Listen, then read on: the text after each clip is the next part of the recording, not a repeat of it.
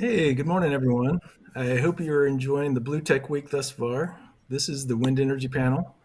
My name is Doug Boren, and I'm the Regional Supervisor of the Office of Strategic Resources in the Pacific Regional Office of the Bureau of Ocean Energy Management, or BOEM. The Pacific region consists of California, Oregon, Washington, and Hawaii.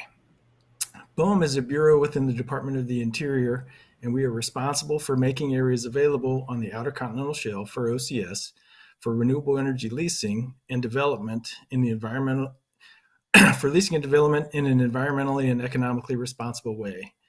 The OCS is from 3 to 200 nautical miles from shore here on the West Coast, and for those of you familiar with the area, you know the water gets deep fast, and we are primarily talking about floating wind technology along the west coast of the United States. You know, this is my third time to participate in Blue Tech Week, but my first time to moderate a panel. I wanted to say that I am truly excited to be facilitating the Wind Energy Panel. We have some great panelists who have a wealth of knowledge and experience in the offshore wind sector, and we are in for a real treat. Each of the four panelists will give a brief 5-minute presentation, and then we will have time after the individual presentations for a question and answer period. With that, I would like to introduce the first panelist. And first off, we have Jonah Margulis from Aker Solutions. Jonah is the U.S. Country Manager at Aker Solutions, responsible for all operations in the country. He has over 19 years of experience in the energy industry, ranging from nuclear power to subsea oil and gas, and most recently, renewables. He obtained his engineering degree from Lafayette College in Easton, Pennsylvania, and MBA with an energy management certificate from the University of Houston. Over the last 10 years, he has specialized in developing and commercializing new technologies for the subsea oil and gas market, with a focus on intervention and boosting application. He currently sits on the board of directors of NOIA and was previously an active member of the API 17S and 17X working groups. With that, I'll turn it over to Jonah. Thanks, Doug. Appreciate the kind introduction, and it's always a pleasure speaking to again at Blue Tech Week. For me, this is the third year, and always appreciate the invitation. And it's great to take part in this conversation. I always learn a lot from the conversation and from others, and what a great panel we've got. So although this year's conference is virtual, I hope you find the discussion valuable, and I look forward to taking the questions at the end during the panel session. So I'm going to focus today on floating offshore wind, which is such an exciting place to be in the offshore wind industry. The fundamentals of floating wind are solid, and even in these COVID times, as I have been calling them, the industry has accelerated and made significant leaps forward. I'm going to touch on a few of these steps. I know several of my other panelists will talk about other certainly steps and milestones. But the floating wind industry continues to gain momentum towards large-scale commercial wind farms. So in the spirit of this being a virtual conference, I'm going to focus my talk on digital solutions and how important they are to driving down LCOE, or levelized cost of energy, and some of the work we are currently doing in this area. But first, just a quick word on Aker Solutions. If you go to the next slide, please. So we are a global company that's focused on creating solutions to unlock energy safely and sustainably for future generations. We've been around a little while, just about 180 years, and have a long tradition of innovation in the maritime industry. Our ability to continuously adapt is really in our DNA. It's who we are.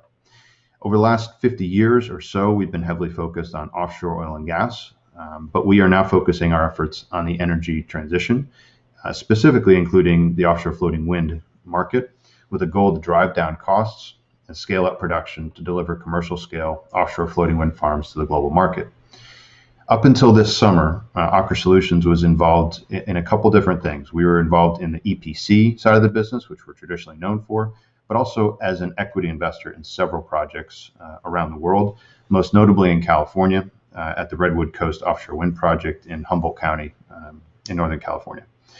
This summer, we announced some important structural changes to the company to allow us to focus and be successful in both parts of those businesses. So in July, we announced that Aker Solutions would spin off Aker Offshore Wind, and it began trading on the Merkur Exchange in Oslo in late August.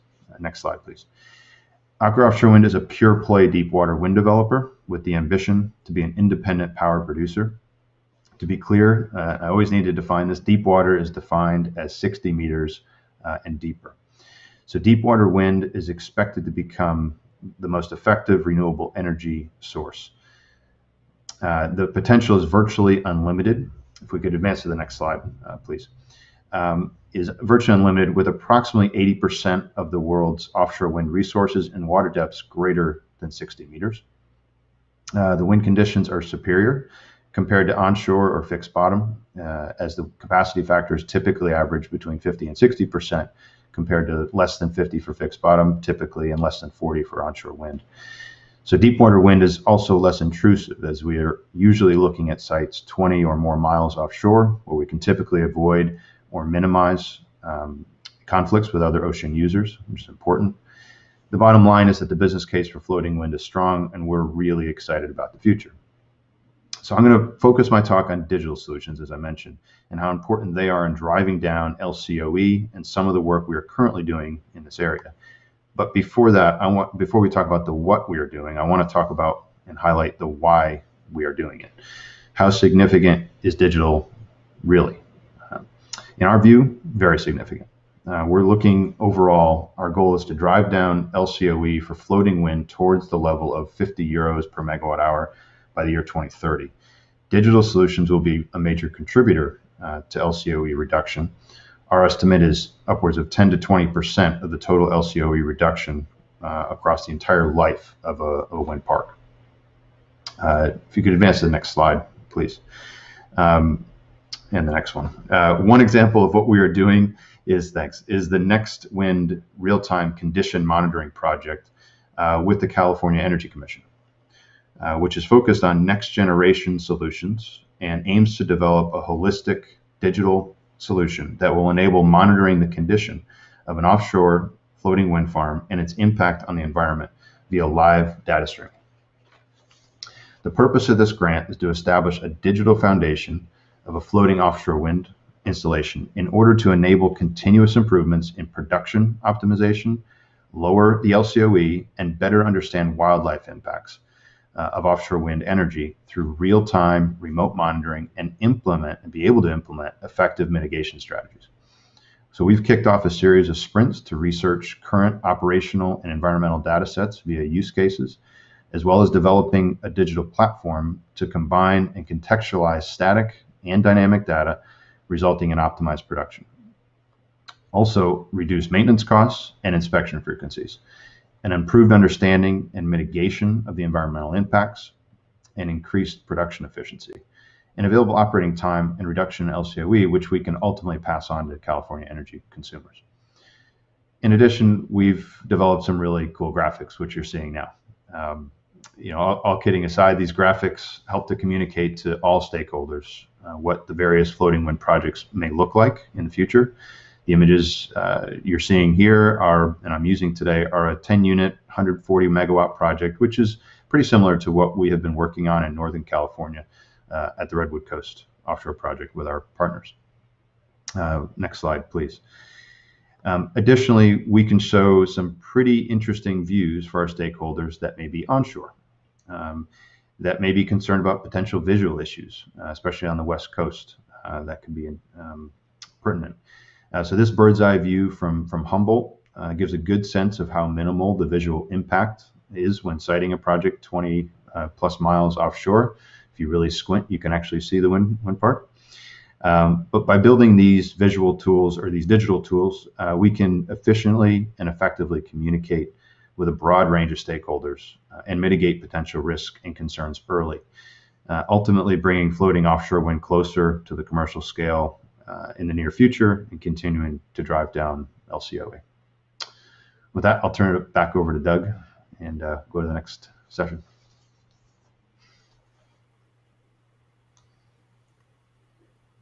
Thanks, Jonah. Are you able to hear me?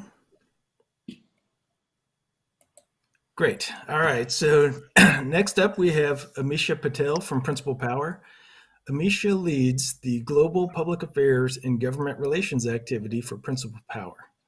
She has worked in the energy sector for over 15 years, having built and led the Global Power and Renewables team at the Energy Industries Council, where she directed global energy export campaigns for offshore wind and nuclear decommissioning. Having started her career with the UK Civil Service, Amisha has extensive experience in shaping energy and environmental policy. She has served previous roles with developers Statkraft and ESB, as well as trade bodies Energy UK and Make UK. Amisha has a Master of Science in Environmental Policy and Regulation from the London School of Economics. And with that, I'll turn it over to Amisha. Thank you very much. I'm just going to spend a few moments talking about the potential of floating offshore winds globally, and also give you an introduction to some of the work that we are doing at Principal Power. I'll delve straight into the next slide, please. Our company, so just to give a bit of context, our company was founded on the belief that floating offshore wind is central to unlocking deep water potential of the ocean. We need floating technology to access deep water resources. So we were founded in 2007 to specifically address this space. We are headquartered in the US in California, and we also have offices in Portugal, France, the UK and Japan. And we have around 100 employees all over the world. So we're a very international company. We are backed by global energy and utility leaders that are helping us spread our technology around the world. And you just heard from Jonah, who is from one of those organisations. Our principal product is the Wind Floating Foundation, which is a semi-submersible floating platform. This was first deployed in Portugal in 2011, and it has a 7-year operating track record and is now deployed at the Windfloat Atlantic project, which is also in Portugal. We license the Windfloat technology to our customers, providing engineering services to meet site-specific requirements, as well as operation and maintenance services after the start of operations.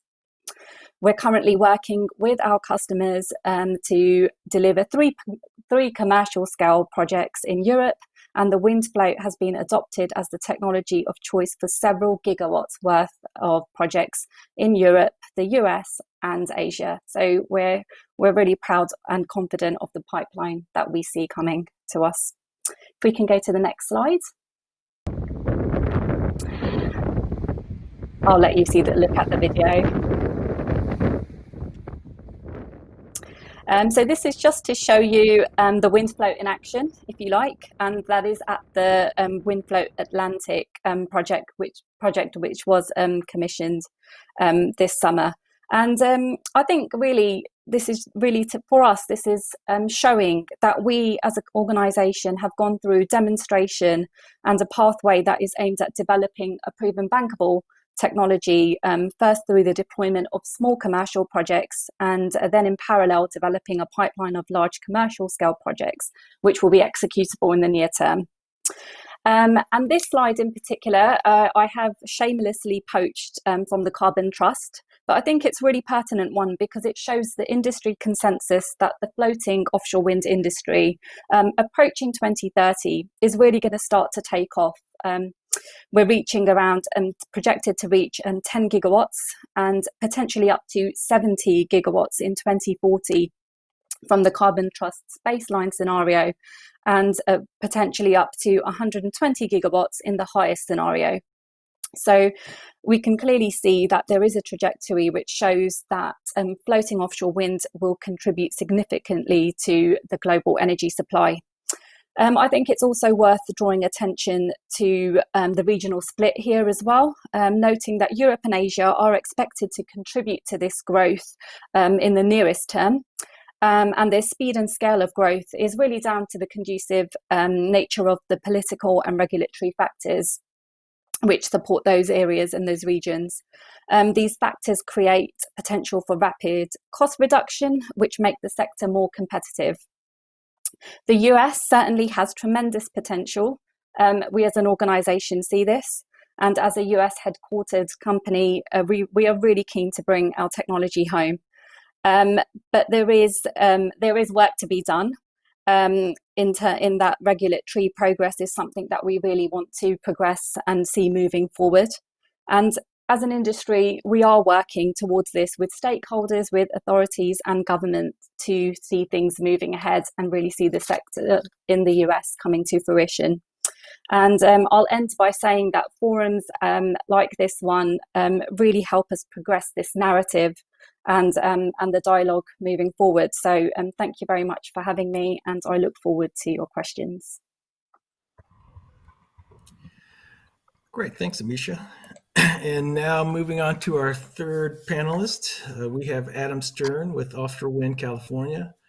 Adam is the Executive Director of Offshore Wind California. He is a California-based environmental and climate leader with more than 25 years of experience in nonprofits, business, and government. Prior to joining Offshore Wind California, he was Executive Director of Aker, a San Francisco Bay Area climate advocacy organization. In earlier positions, he served as Climate Program Manager for the San Francisco Department of the Environment, Vice President for Policy and Strategy at TerraPass, Deputy Director for the Environmental Defense Fund, and a Special Assistant for International Affairs at the U.S. Environmental Protection Agency. So with that, I'll turn it over to you, Adam. Thank you, Doug, and thank you for hosting this program. It's a pleasure to be with you. I want to acknowledge my colleagues on the panel, all of whose companies are members of Offshore Wind California, which is a trade group focused on the California market. My thoughts today are really around what is giving more optimism to the future of offshore wind in California. And I want to highlight half a dozen points that I've observed over the past few months that I think really have brightened the future and prospects for this opportunity really to come to pass. First of all, the presidential election is a huge result for the future of offshore wind in California. President-elect Biden has embraced a very ambitious renewable energy future for the country and is planning to bring to bear the full power and authority of the federal government across all of its agencies to rapidly accelerate the development of renewable energy, and offshore wind is certainly one of those forces. At the same time, there are a series of things happening in California that I find very encouraging. For one, Governor Newsom a few months ago announced that California would be phasing out the use of, or the sale of, gasoline-powered cars starting in 2035, one of a series of things that is going to increase the demand for electricity. And as the state moves to try to succeed in reaching its 100% renewable goal, that is only going to increase the urgency of developing new sources of energy like offshore wind. Second, the National Renewable Energy Laboratory, NREL, recently published data on the call areas in California that had previously been identified by BOEM, and they report that the wind speeds are 10 to 20% higher than had earlier been estimated. When these results get factored into all the models, it's going to make offshore wind look even more attractive than it is now. Third, on the central coast of California, Congressman Salud Carbajal, whose district includes Morro Bay, that's one of the BOEM call areas, has renewed negotiations with the Secretary of the Navy and the Department of Defense officials around the Central Coast siting. This is one of the most promising areas really in the whole United States, if not the world. And so the fact that these discussions are now are resumed with some of the major federal agencies that have to be involved, I find another encouraging step. Fourth, the California Energy Commission has been working on studies on pathways to get to the 100% renewable goal that the state is committed to by 2045. And recently they modeled a scenario in which there were 10 gigawatts of offshore wind in the portfolio mix. And that was, again, an encouraging development to show the potential for offshore wind and the fact that it's now getting considered more fully in the state's planning models. Fifth, the economic consulting firm Wood Mackenzie recently produced a study that shows that offshore wind in California could create 38,000 construction jobs in the period between 2030 and 2035, over $3.5 billion in annual wage creation and $44 billion in total capital investment at a time when the state and the country is sorely in need of new economic growth opportunities. This study and others really point to the future of how developing offshore wind can be a huge boost for the labor markets and for economic development in general. And then sixth, just some general trends to be reminded of about offshore wind. It peaks in California at roughly 6 p.m., which is exactly when, at least in the summer, our electricity demand peaks. It's complementary to solar. The industry costs, as others on this panel I'm sure will share, are rapidly declining. And nearly 30 gigawatts of offshore wind projects are lined up on the East Coast of the United States. So California is in a situation where it has an opportunity to take advantage of this resource, to complement the solar and onshore wind that we have, and to bring reliability to the grid, something that we got further awareness of this past summer when we had some power outages. So I'm going to leave it there, but I wanted to share these trends, all of which I think point to a very bright future for offshore wind in California. Great, thanks, Adam. And before we get to our final panelist, I just wanted to remind everyone that, we are going to have some time for some question and answer period. So if you have those questions, get them ready because we'll be getting to there shortly. I just want to say our last panelist is James Sun from Orsted. James leads Orsted's efforts to develop new offshore wind market in the Americas region.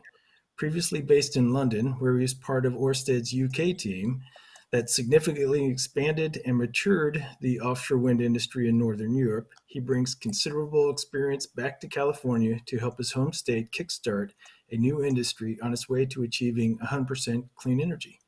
So with that, I'll turn it over to you, James. Thank you, Doug. It's really great to be part of this exciting panel and discussing this particular topic with the Blue Tech attendees today. So thank you for giving me this opportunity. I'll just spend a little bit of time just introducing who Orsted is and how we operate, and maybe touch upon some of the things that Adam also just reiterated about the exciting potential in California. But firstly, who is Orsted? I guess to put it simply, we are a technology agnostic developer of renewable energy projects. But there's a little bit of backstory which I'd like to relate to you. And the Orsted story really probably began about 5 years ago with a really, really significant transformation of our company, which had really two dimensions. The first dimension is what we call going from black to green. And that means Orsted used to be effectively a state-owned oil and gas company based in Denmark. And we divested about 5 years ago our oil and gas business, which amounted at that time to about 35% in terms of the overall company profit. So you can imagine what a commitment that was to transform the business at that time. And we transformed our business from an oil and gas business to 100% clean energy business with a vision to help the world run on 100% clean energy. And of course, we didn't really do that in a vacuum. We did that because we recognized that so many of the key leading markets in the world were going along this journey, and we wanted to take a leading position in that charge. And the second dimension was going from local to global. And what that means is that we used to be primarily, from an operations point of view, a company that's centered in the Northwest Europe. And we have since grown to a global organization where we have operations in Europe and in North America and in Asia Pacific. And in the process of doing that, the company rebranded from our old name, which is Dong Energy, which stood for Danish Oil and Natural Gas. Now that you understand where that name came from, to Orsted. And fun fact for the day, the name Orsted comes from a Victorian-era Danish scientist called Hans Christian Orsted, who discovered that electromagnetism can actually be used to generate electricity. Whereas most people are probably more familiar with Faraday, who defined a century earlier the scientific principles and the relationship between electricity and magnetism. So currently, our company is organized into three main business units. Firstly, we have Offshore, where we are the world leader, and as I said earlier, a global footprint. Our headquarters is in Copenhagen, but we have major offices in London, where I previously worked, Hamburg, The Hague, Boston, New York, and Taipei, to cover all of our markets. And Orsted was an early pioneer, having built the world's first commercial offshore wind farm in 1991. That's some decades ago. And Orsted has led the growth of the offshore wind industry in the past 3 decades ever since. And second business unit is Onshore, where our center of gravity is in North America with headquarters in Chicago. And that business develops onshore wind, solar, and battery storage. And then last but not least, we have our business unit called Markets and Bioenergy, which handles all of our trading. And we have primarily in Northern Europe, some bioenergy related assets. And of course, superimposed upon all of these business areas is also hydrogen, which is a very interesting topic that's relevant for all of our different business areas, and something that's quite interesting in terms of how you need to maybe supplement ultimately when you get to very high levels of renewable energy penetration in certain markets. And just very quickly zooming in on offshore wind, in North America, our headquarters is based in Boston, and in the US, we have nearly 3 gigawatts of projects secured on the East Coast. And that gives us scale, and it gives us geographic diversity, because our projects serve the New England, New York markets, and also mid-Atlantic markets. And they're very close to the load centers on the eastern seaboard. And that's a common proposition also for offshore wind on the West Coast. Now, I personally moved back to San Francisco to help Orsted develop the West Coast market for offshore wind. And we did this because of all those reasons that Adam sort of outlined earlier, that we believe there is a huge potential in California. Offshore wind is a large-scale, great resource that complements solar very well, peaking in the evenings. It has the potential for a very, very different transmission paradigm, using subsea cables that avoid wildfire risk, which is very topical for California recently. And as Adam also alluded to, the SB 100 study indicated that the state needs at least 10 gigawatts of offshore wind for its journey to get to 100% clean energy in the coming decades. And just to put this in context, the state in total needs about 100 and 150 gigawatts of new renewable generation in the next 3 decades. And this is compared with about 25 gigawatts or so that California on the whole has developed over the last 3 decades. So a very, very different scale of gearing up. And last but not least, the potential for economic development for coastal communities. And just to give you an illustration of what Orsted has done on the East Coast, we are investing something on the order of 150 plus million US dollars to redevelop a number of ports along the East Coast. So we're very keen to work with the state of California and other state and federal agencies and other stakeholders to realize this vision. And I look very much forward to our Q&A session. Thank you very much. Great, thanks, James. So it looks like we do have some time for questions and answers, and I'm just checking to see if there's any questions that come in from any participants.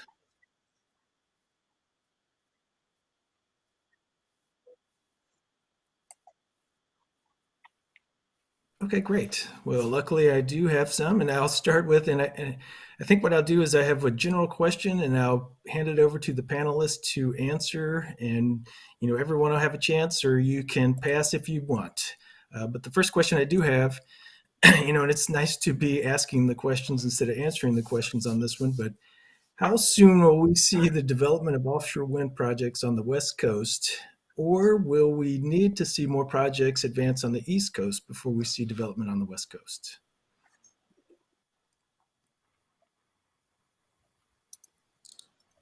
Well, I'll jump in. That's the huge question on the minds of many people. I think, realistically, we're looking at towards the end of this decade. Just for a couple of reference points, the Ocean Protection Council developed a strategic plan for California and has in there the intention to develop a project by 2026. I think when you look at the permitting requirements, the siting issues that still have to be resolved, some other public processes that we need to go through, towards the end of the decade is probably a good, target for all of us. And that's why it's so important, though, to get the planning underway and the commitments in the state processes and the collaboration between state and federal agencies so that we can get this moving. Yeah, and it's worth highlighting that to realize offshore wind isn't a sprint, especially when you're building an industry from scratch, like we are in California.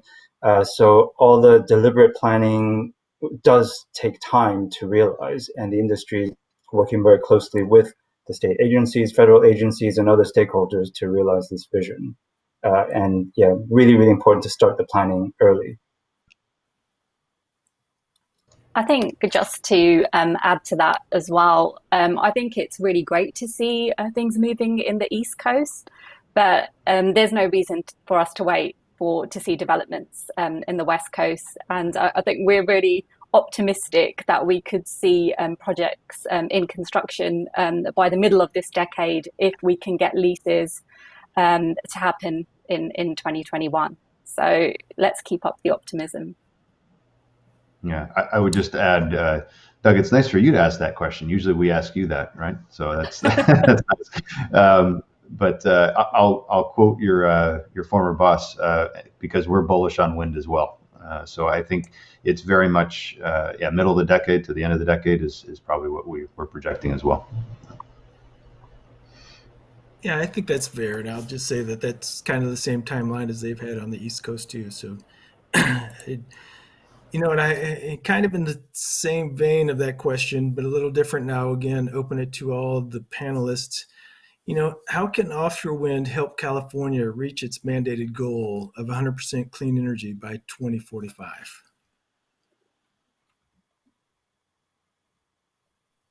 Well, as I alluded to earlier, the CEC study of what does the demand side of the picture actually look like by that point, and with electrification of a lot of the transport sector, some of the heating sector, we're going to see a very rapid increase in the demand for electricity in those decades, and with the requirement to decarbonize the electricity supply, we're going to have to build a huge amount of renewable energy capacity.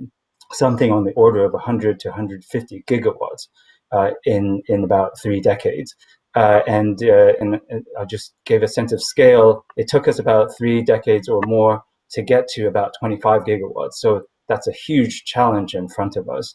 And it's helpful that the CEC's SB 100 study recently mapped out what the supply side of that journey could look like. And it identified at least 10 gigawatts of offshore wind there. So we're excited that scale is sort of material and making a meaningful contribution to what California actually needs overall. And it's also a big enough scale to attract the supply chain to the state. And that's exactly what is needed to deliver all of the wider value proposition of offshore wind as not just an energy tool, but also a tool for local economic development and to help with our climate and to improve our energy resiliency as well.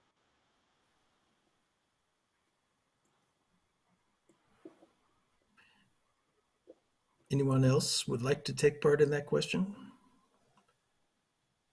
I just cite one other important example, which has to do with solar in the desert. If you went back to 2008 and looked at the situation at that point, there were a lot of land use conflicts and complicated stakeholder discussions that were underway, people could have said, this is a challenge that's perhaps beyond the state's abilities. But as California has done time and time again, the spirit of innovation led the way, and now we have a substantial capacity of utility scale solar in the desert that every day is helping to support California's clean energy and climate goals. So I think that's a great example for us to build on. It's the kind of process we're going to need to engage in the coming years.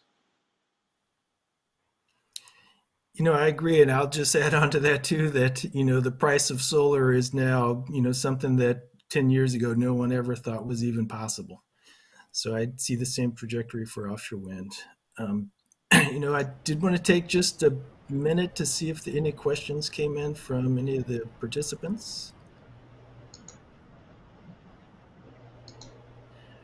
Great, so I can say that we're running a little, we've got 4 minutes left. So with that, I wanted to, throw it out to each of the panelists to take about a minute, and all of you, what's the next step? What do you see your organization doing next? So this is a minute to, give us a look into the future of where you guys are coming from.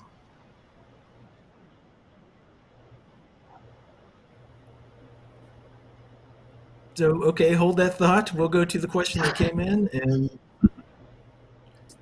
where I don't see, what's the question that came in?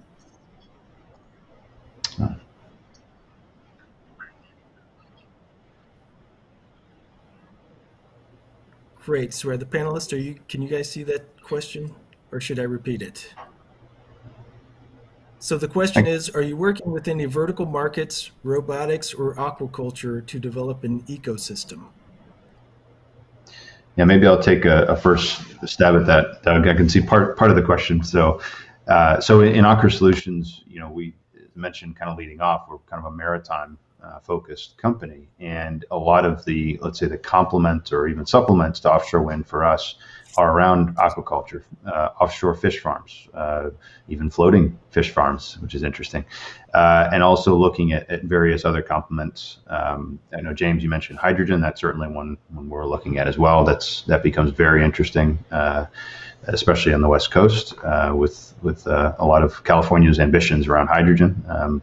So yes, certainly I would say complements both on the horizontal side and the vertical side, as well as when we talk about O&M, robotics and inspection technologies. We're doing a lot of work there to ultimately drive down O&M, which we see as a big challenge from a cost standpoint in the full field life cycle. So yes, absolutely working with complement and verticals, and we started calling it the sphere, right? It's everything. It's going to take a village to do this. Yeah, and I can certainly reiterate that in my previous role in the Orsted Ventures team, we certainly looked at a huge variety of different innovations, some along the lines of robotics, like has been discussed before, on how to just make the whole operations and maintenance process more efficient, but also looking at different use cases for clean energy, like farming, like hydrogen and so forth. So those are definitely areas that are complementary to our business, and we're very keen to see those kind of develop as well. And in a similar vein, very briefly, Principal Power, we're also working on a project like the DigiFloat as well, to enhance our offering as well and drive down cost reductions. And we're also looking at hydrogen as well. I think one of the projects in Scotland as well. Great. So I'll say it looks like we're almost out of time. So I wanted to take just a minute to thank the panelists for participating in the panel. I myself found it great. You guys really are knowledgeable, and I enjoy hearing you and what you have to say. And I do look forward to the future of offshore wind on the West Coast and in California. I also wanted to say that, hopefully next year, the conference will be down in San Diego, and we'll be able to actually see each other in person for this. But with that, I'll say thanks a lot, and I enjoyed the presentation, and I will turn it back over to Blue Tech. Thanks. Thanks, everyone.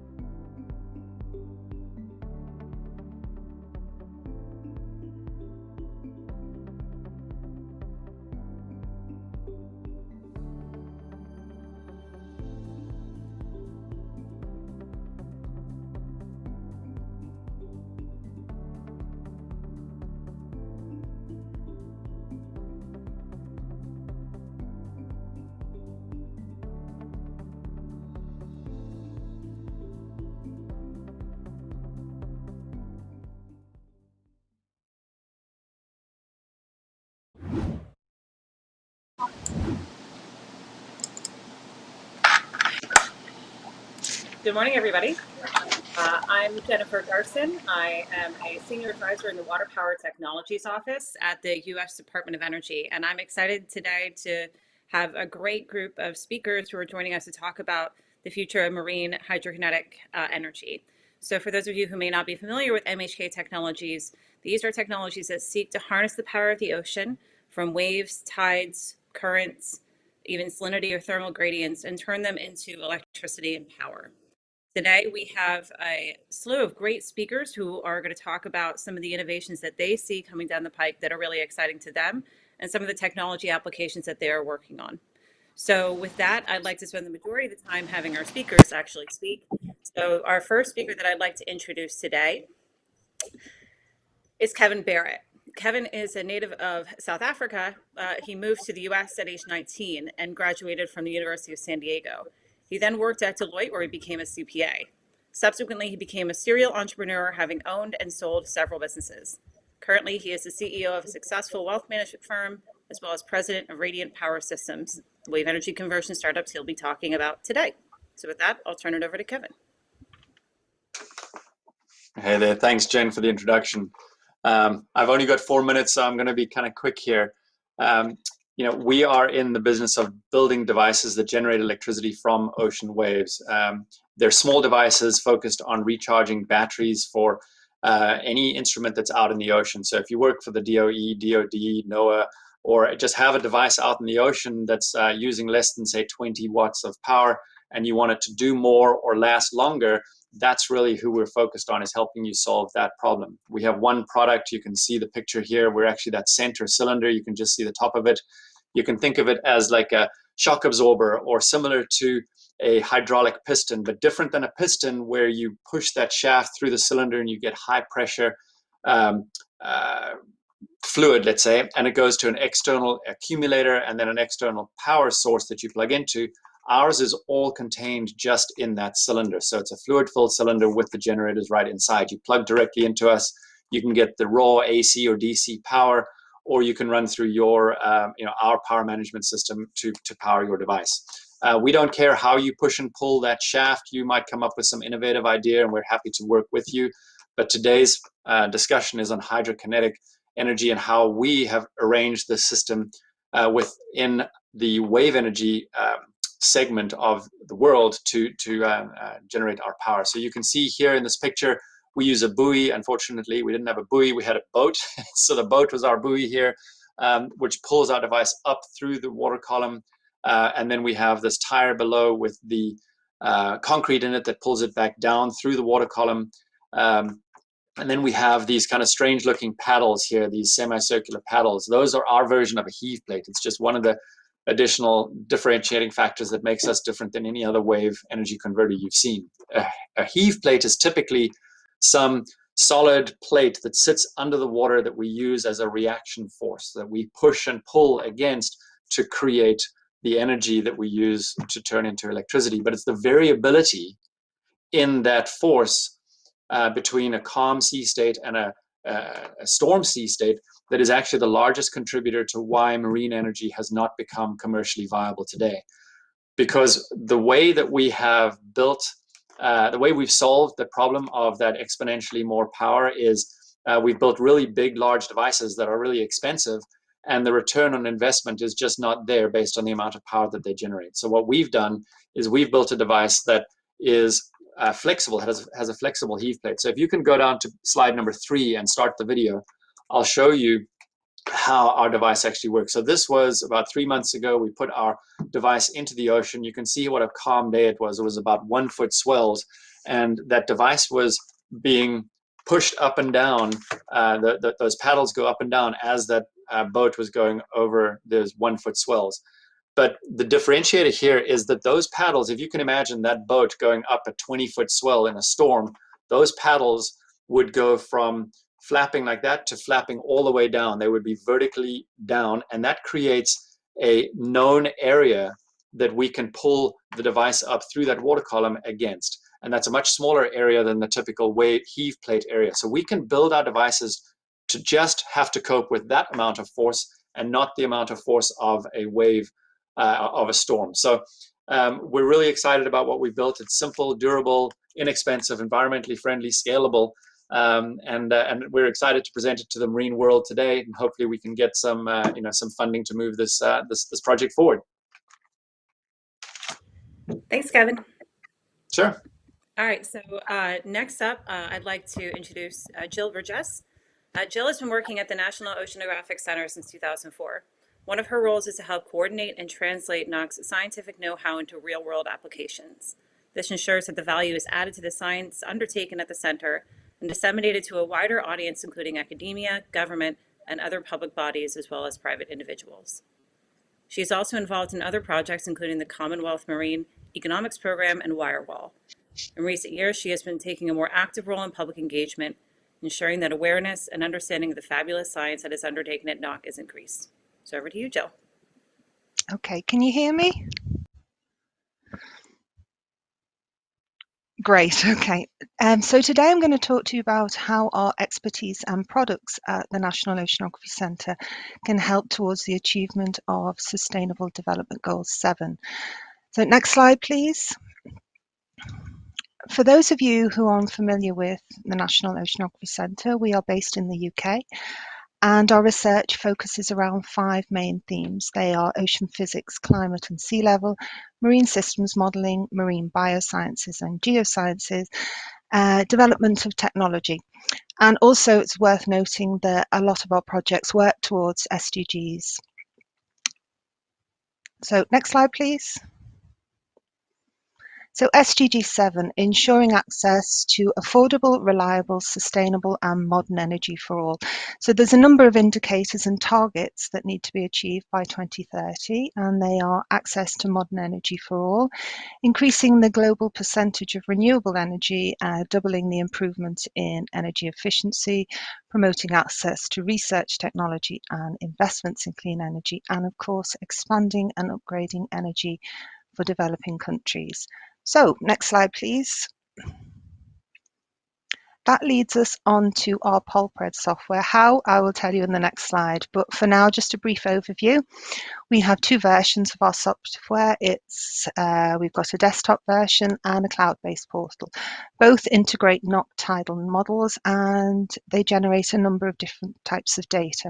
The one I'm going to talk to you about today is tidal current and elevation data.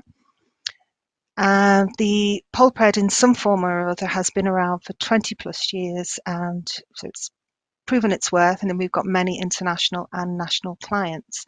Next slide, please. So with regards to SDG 7, how can our PolPred help with this? Well, as it has done in the UK, it can help identify areas for potential tidal energy generation. It was used in the first Department of Energy, Food and Rural Affairs Atlas of Tidal Energy in the UK for just that purpose. It's been used for renewable energy feasibility studies, one of which was in the Pentland Firth, and it has also been used for another number of different sites around the UK. But this slide here, I've just realised my slide is not the slide I thought I was getting, but never mind. This slide here shows an area of the UK. It's actually the Bristol Channel, and the arrows show current, speed and direction, which have been generated by the PolPred software. The PolPred software will also produce time steps, so you can show current change throughout the tidal cycle. So you can see when the currents are moving one way and then flipping into the other. It can also generate stats for given time periods and areas, such as maximum current speed, dominant direction of current, and tidal range. It can also be used to inform on installation for offshore renewable energy equipment, offshore survey, and the reason I'm here to talk to you about it today is up until about 6 months ago, we were able to use PolPred around the Northwest European continental shelf and other isolated areas around the world. However, we've now got a global model, so we can work many more sites around the world, and we're hoping this global model will be used to help inform on potential tidal energy sites and thus help towards the implementation of SDGs. around the world. So I think my time is up. So could you just move to the next slide, please? And my dog has just come in the room, so that's great. So thank you very much, everybody. If you have any questions, please email us on that email address and one of the team will get back to you. Thank you very much. Great, Jill. Thank you very much. So next up, we have Patrik Möller. Patrik is the CEO of CorPower Ocean, a wave energy developer bringing a step change improvement in the efficiency of wave energy harvesting.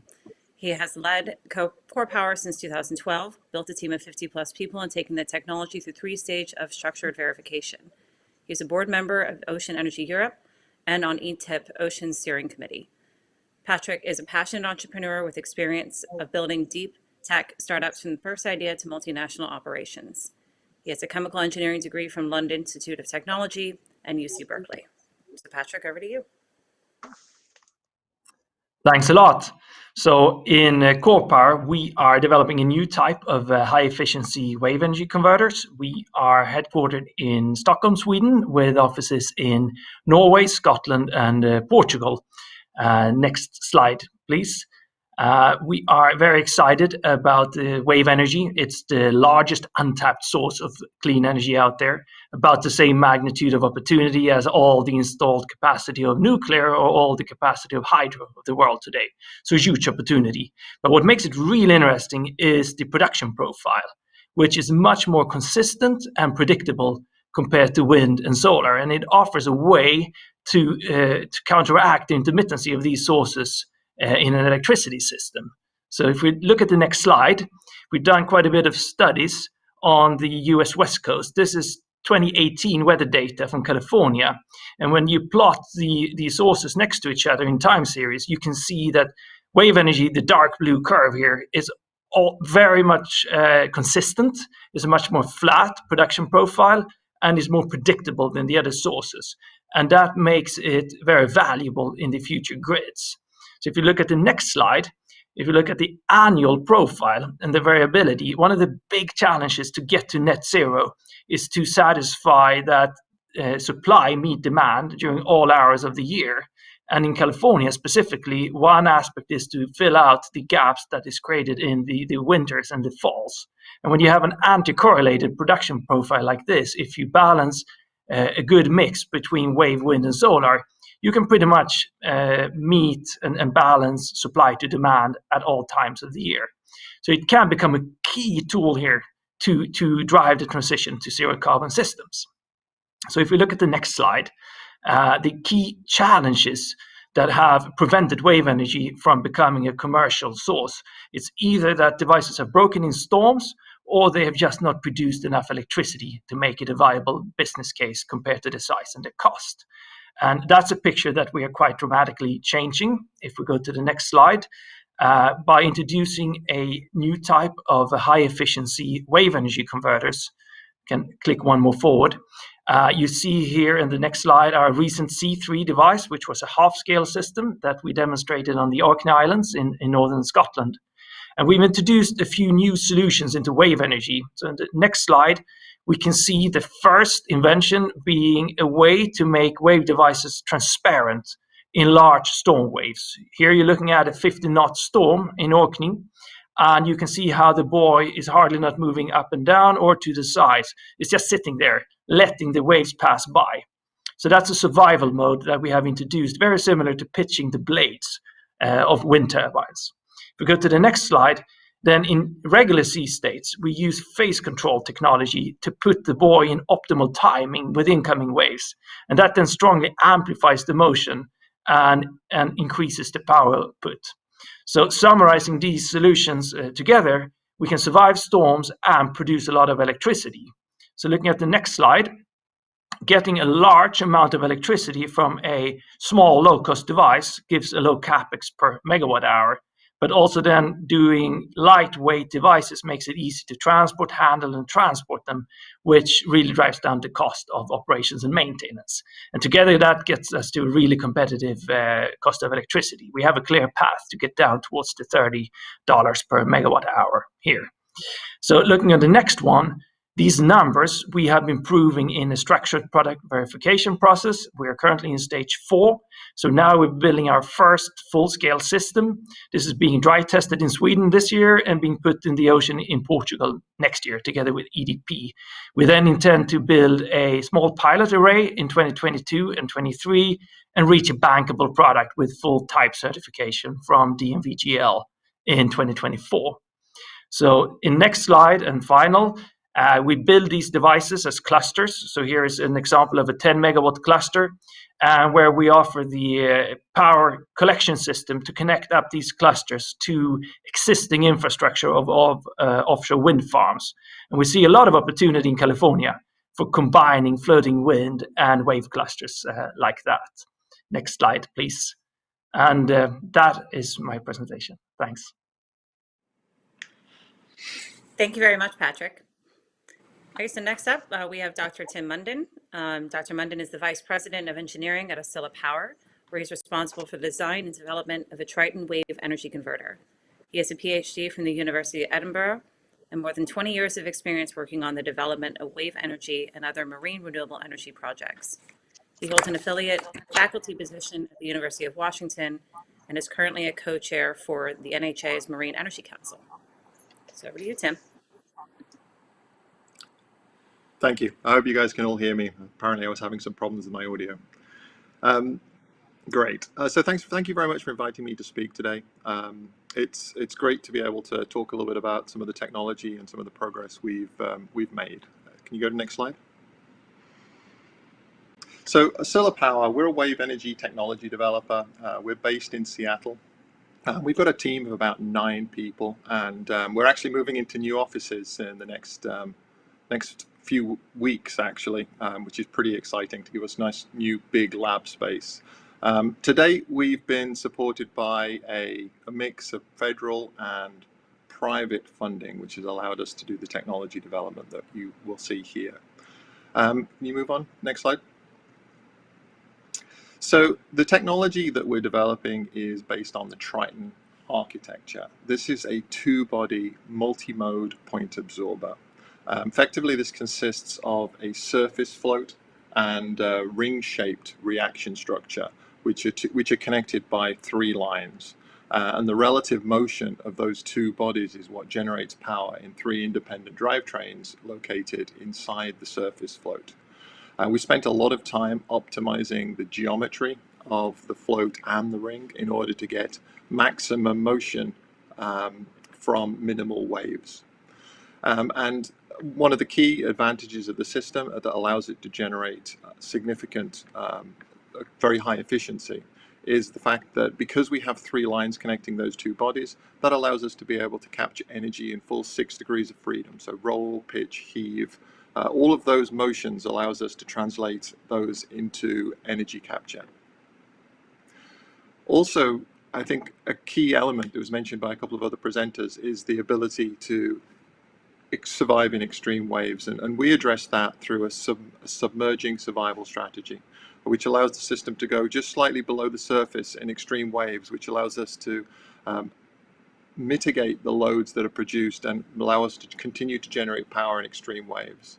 And the last thing that is a key differentiator here is the fact that we have designed in a simple installation strategy whereby it's a simple case of towing to site, lowering the reaction ring to depth. We don't require large vessels. It's a very simple and low-cost installation approach. Next slide. Now, the architecture that I describe is effectively being pursued in 3 separate product areas, if you will. On the right is in blue shows our focus on a utility scale system, these megawatt scale, utility scale type systems. The hashed area shows the work that we've already completed. The boxed area shows work that we're in the process of completing. So we've gone a long way on this, on the development. Also, as well as the large-scale utility-scale systems, we're also focused on smaller-size systems, particularly for oceanographic applications.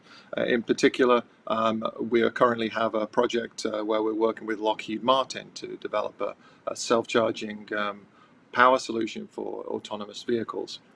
And in the middle here is our Triton C project, which is the project that we're working on currently, which is, or focused on currently, which is a community size system. It's a 100 kilowatt system that's designed for isolated and remote communities.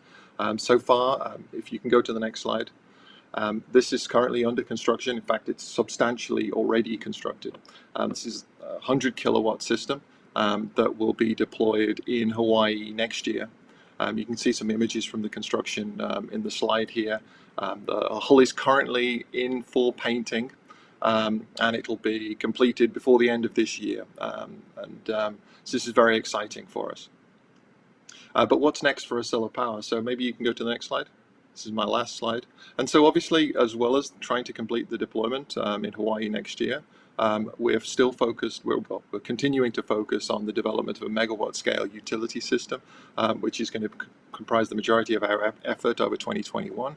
That'll be involving some drivetrain testing in the lab, continued development of the geometry to maximize power produced, and then ultimately we're expecting a quarter scale to a 6 scale ocean test towards the end of the year. We're doing some work on looking at storage as a way to improve performance of arrays, as well as looking at the smaller scale WECs, wave energy converters that I mentioned a minute ago.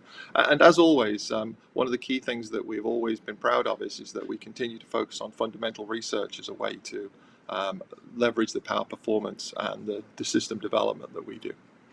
So thank you very much for your time today, and I look forward to your questions later.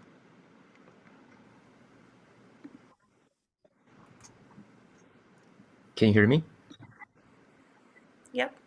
I'll introduce you though. Okay. Okay. You're good. All right. Thanks, Tim. And next up, we have Dr. Jack Pan. So Jack is the CEO of Ocean Motion Technologies. He received his doctorate from Scripps Institute of Oceanography. Previously, Jack was a team lead at NASA's JPL, the Jet Propulsion Laboratory, driving the development of coastal ocean monitoring projects. So Jack, over to you. Thanks for the introduction, Jen, and good morning, everyone. I think you're on the last slide. Could you go to slide number 2?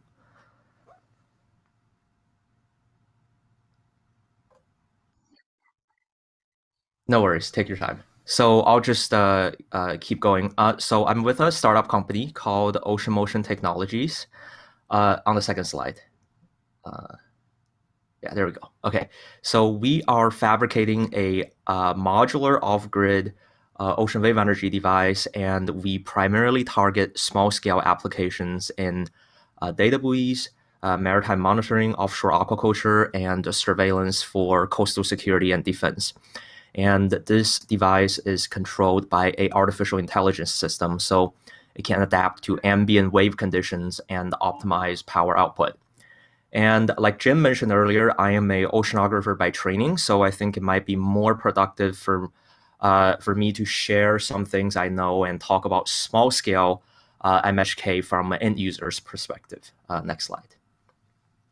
And I think most of us are aware of the blue tech industry is transitioning to a big data paradigm, but what exactly does it mean?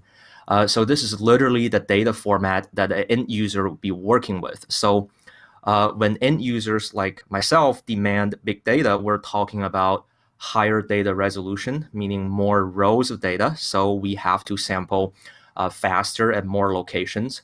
We are also asking for more variables, meaning more columns of data. So this is usually achieved by installing more sensors or writing algorithms to derive more variables. And in applied ocean sciences, we're also asking for near real-time or live reporting. So basically transmitting a copy of this data frame almost instantaneously. And satisfying these capabilities would gradually shift our industry to a big data paradigm. Next slide. So these capabilities are achieved by 3 categories of technologies. First is autonomy, and I won't go into too much detail because most vendors here at Blue Tech Week fall into this category. And then we also need network, which refers to linking these autonomous sensors and platforms over space and in time. But here's a unique problem in the blue tech industry, which is we have very mature technologies for these first two categories. Matter of fact, we have pretty much perfected them on land. So we know how to do it really well, but no one really worked on the power solutions until recent years. And not just any power solution, but cost-effective modular power at sea that can adapt and function in multiple geographic locations. In other words, big data is expensive in the ocean today because it is limited by the power solutions. Next slide.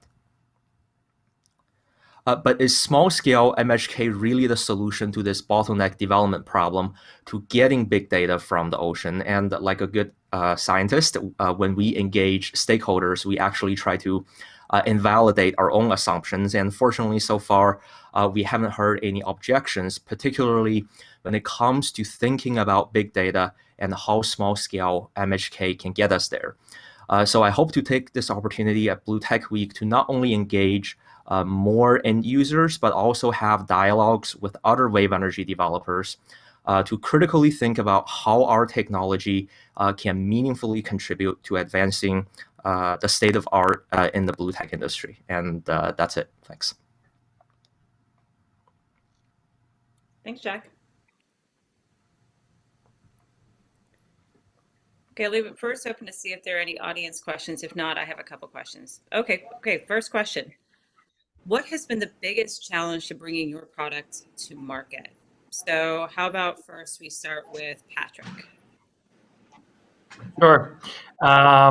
So what are the biggest challenges? I think in wave energy, always funding is a big challenge. So of course, when you start a project like this, you might be looking at 10, 15 years of product development, quite big investments.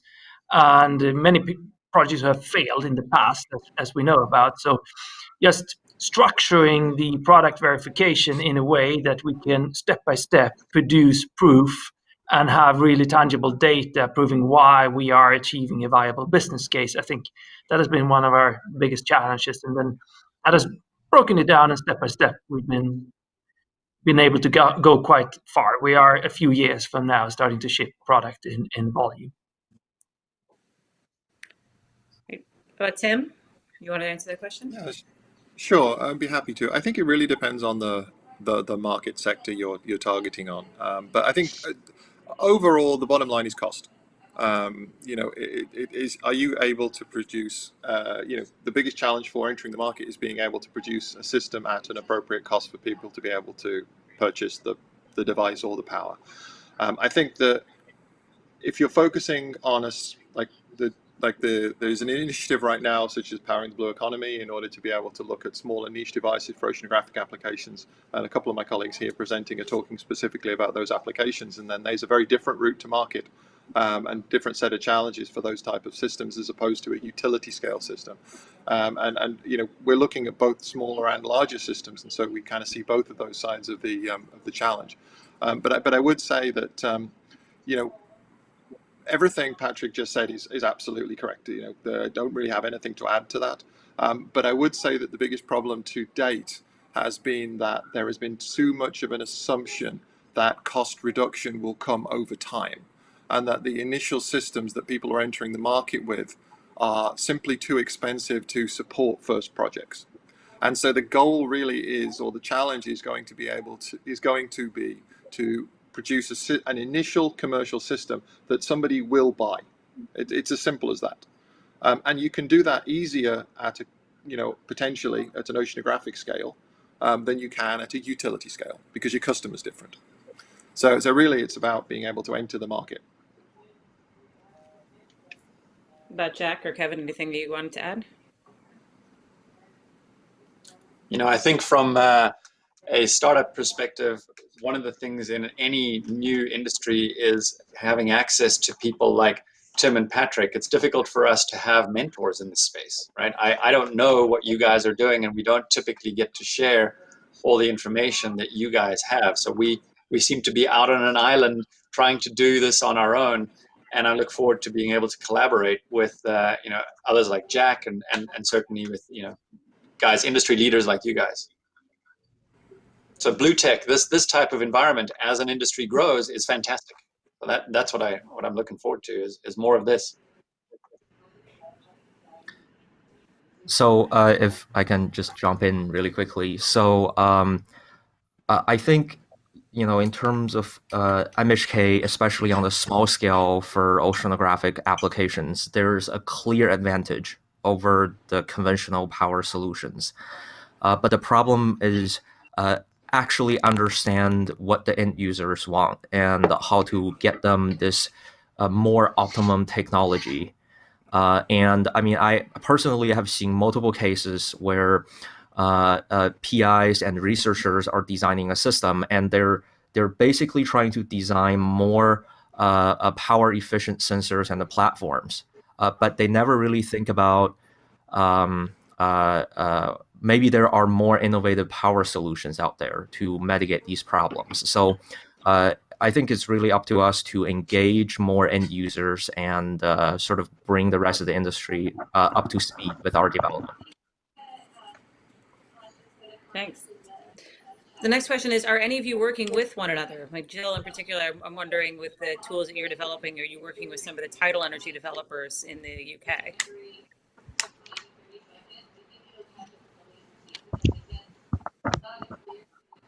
Oh, no, I think.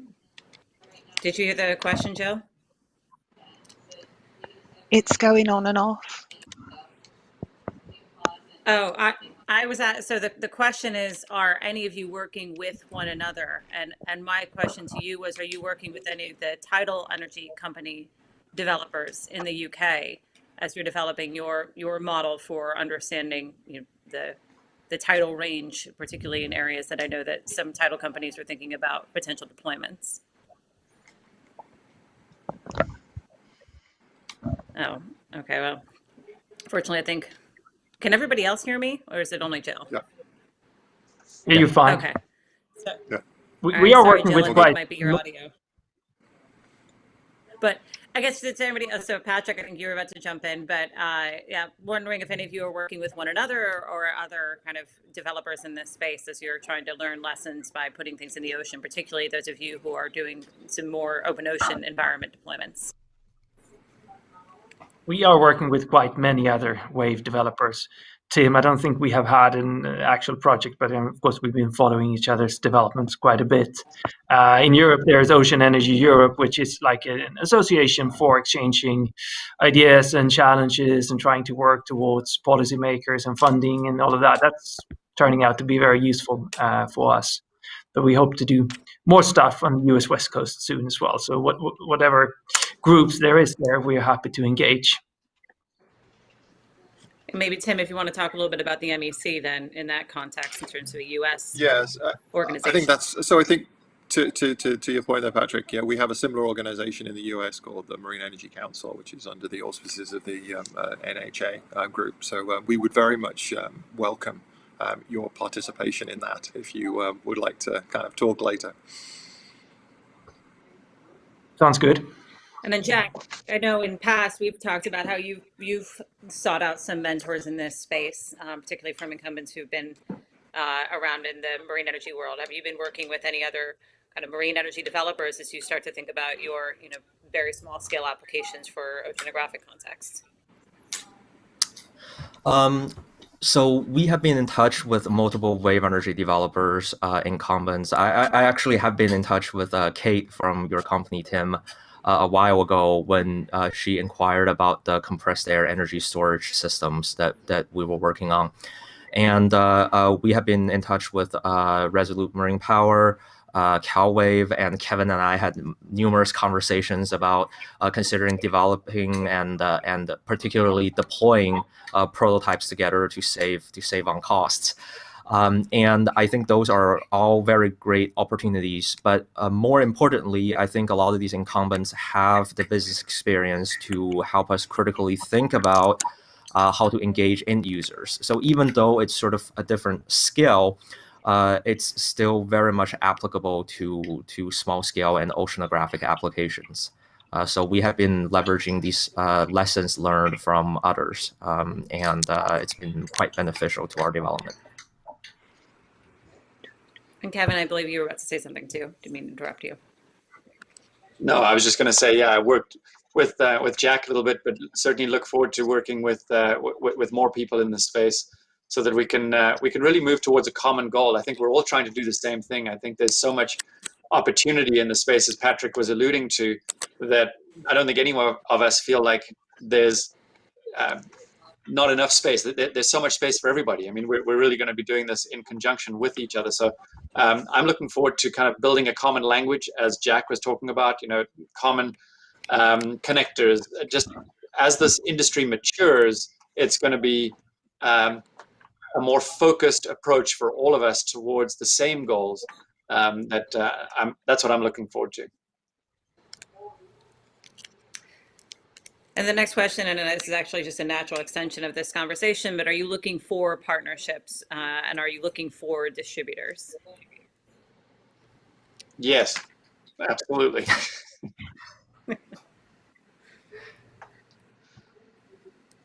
Absolutely. I mean, we are working with a few different project developers who are eyeing sites both in California and Oregon in our case, and of course the whole supply chain will be set up. This is a very local business when you start building large projects. So both for the wave energy devices themselves and the infrastructure and the mooring and the anchors and everything, we will be looking to set up quite extensive supply chain partnerships for that.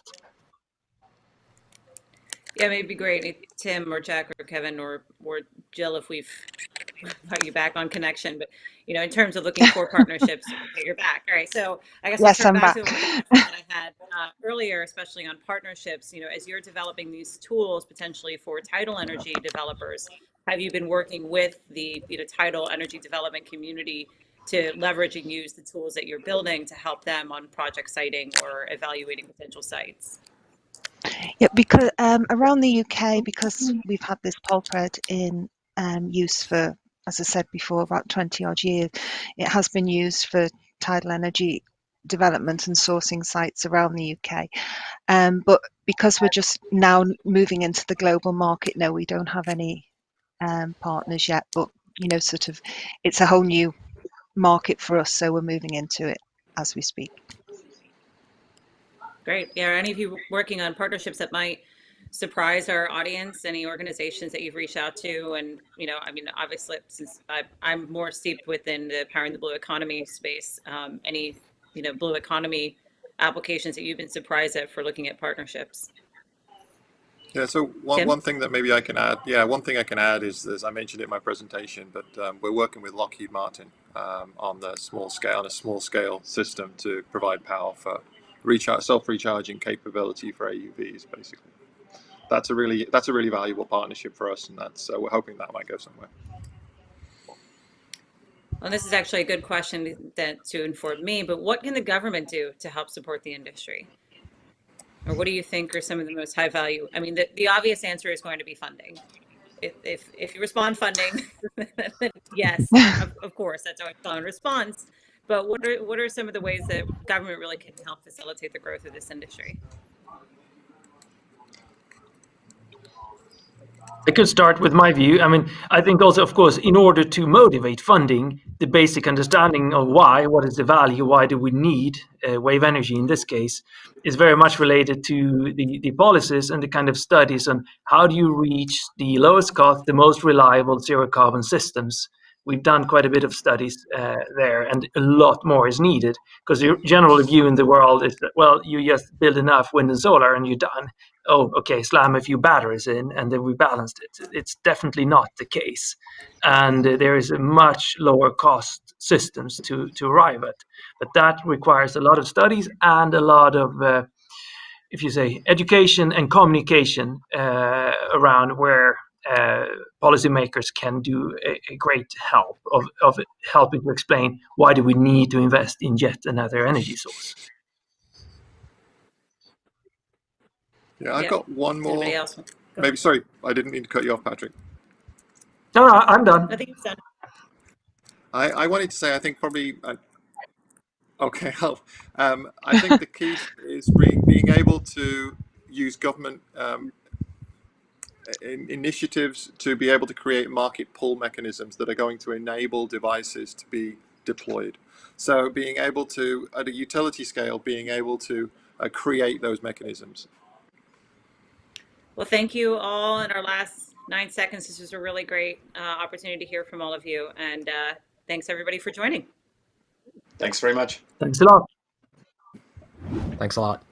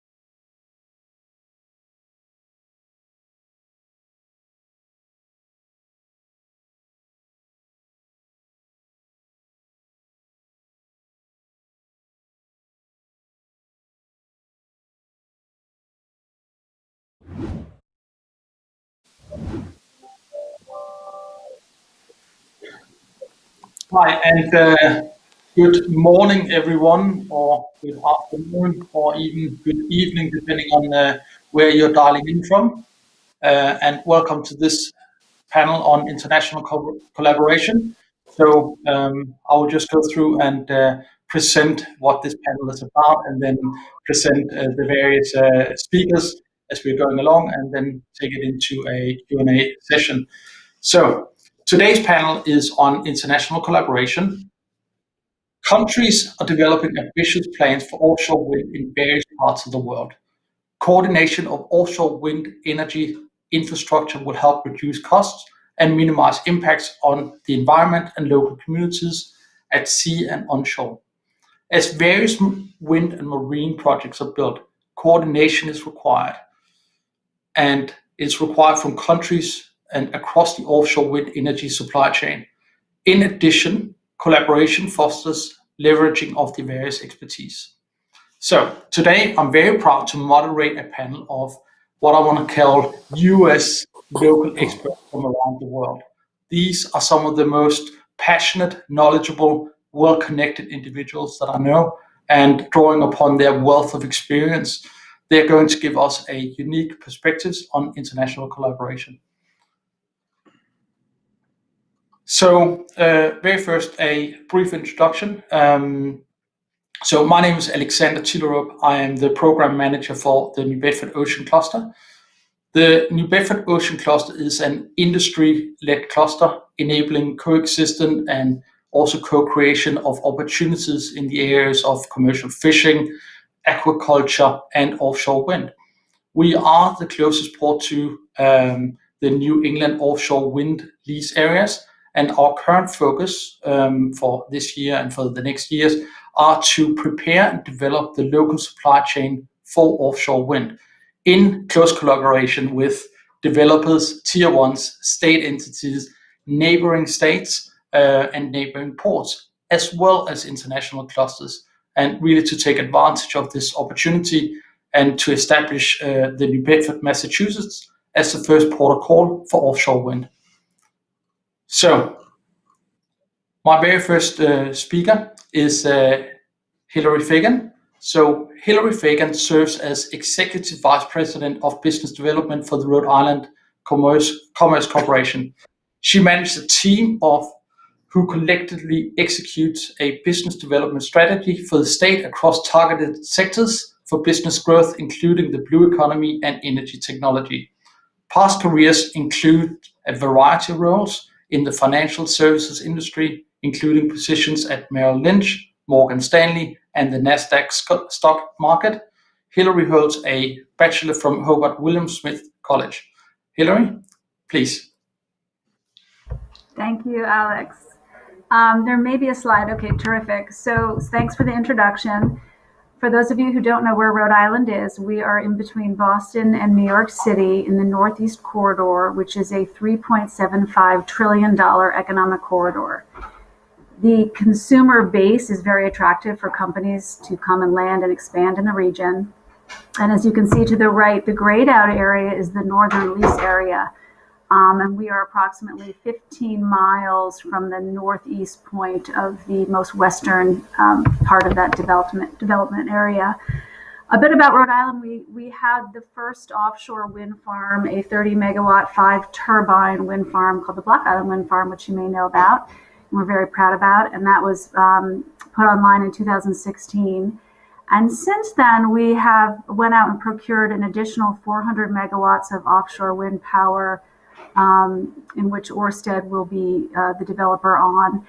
And we just announced an additional up to 600 megawatts of offshore wind demand. So there is a lot happening in Rhode Island. We have 2 deep water ports, and we have a 3rd proposed port under development, which would just focus on offshore wind. And early on, we realized we need to learn from our European friends, folks who have deep knowledge of developing an offshore wind ecosystem. So about a year and a half ago, we connected with the Team Humber Alliance out of the Humber region in Hull, in the UK, and established a relationship with that group to help us understand how do we do this and avoid the pitfalls that perhaps happened in the UK and Scotland in their early on development of this sector. And we had a great relationship and have a great relationship with the Team Humber Alliance. They came over, really took a deep dive into our value proposition. What are we strong at? Where should we focus our efforts? And as you can see from this slide that has way too much data on it, we came away with a plan and a way to really support the growth of offshore wind in Rhode Island. A couple of points. We need to focus on port infrastructure and what we can support. We need to focus on workforce. How do we catch up and train people in technicians and electricians early on so that as companies grow, there is talent that can feed into their companies. And we also wanted to have a streamlined process for companies who want to establish a manufacturing facility or an office presence in the state. How do we help international companies land and expand? And the last thing was our local supply chain. Because we have an offshore wind farm, we do have a lot of companies that are knowledgeable about offshore wind development, and we needed to build a supply chain out of that. So that is a major focus for Rhode Island in building that out. So I think that's really, I know we don't have a lot of time, but that is in a nutshell what Rhode Island is doing. And we're so thankful to our international partners and the Team Humber Alliance for helping us navigate through this and helping us get a head start on making the right decisions for the region. Back to you, Alex. Thank you very much, and that's a great shout out to your international collaborators there. Thank you very much, Hilary, and brings me to my next panelist. John Ødegaard Hansen is the Energy Counselor for the Royal Norwegian Embassy in Washington, D.C. Mr. Hansen has a broad experience from the energy field from various positions at the Norwegian Ministry of Petroleum, where he worked on energy policy development, financial modeling, energy market analysis, and intergovernmental coordination. And he also worked at the International Energy Agency, where he worked on the Directorate for Global Energy Policy. He managed the EIA APEC engagement program and was the program officer for India. Mr. Hansen holds a Master in Economics and Business Administration from the Norwegian School of Economics and a Bachelor of Business and Administration from the Norwegian Business School. Thanks very much for joining us, John. And, please take it away. Thank you very much for having me in the panel and for that kind introduction. So first, let me start off by sharing some of the recent developments and what's happening within offshore wind in Norway, and then I will talk about how important international cooperation is and what we are doing. So first, Norway is on the forefront of renewable energy. In all of Europe, we produce the greatest share of electricity from renewable sources. And we have decades of experience from offshore oil and gas and the maritime industries. So building on this competence is crucial now when we embark on a new adventure in offshore wind. Norway's first offshore wind farm is currently under construction. Hywind Tampen will supply 5 oil and gas platforms with renewable energy. And the project consists of 11 wind turbines with a combined capacity of 88 megawatts.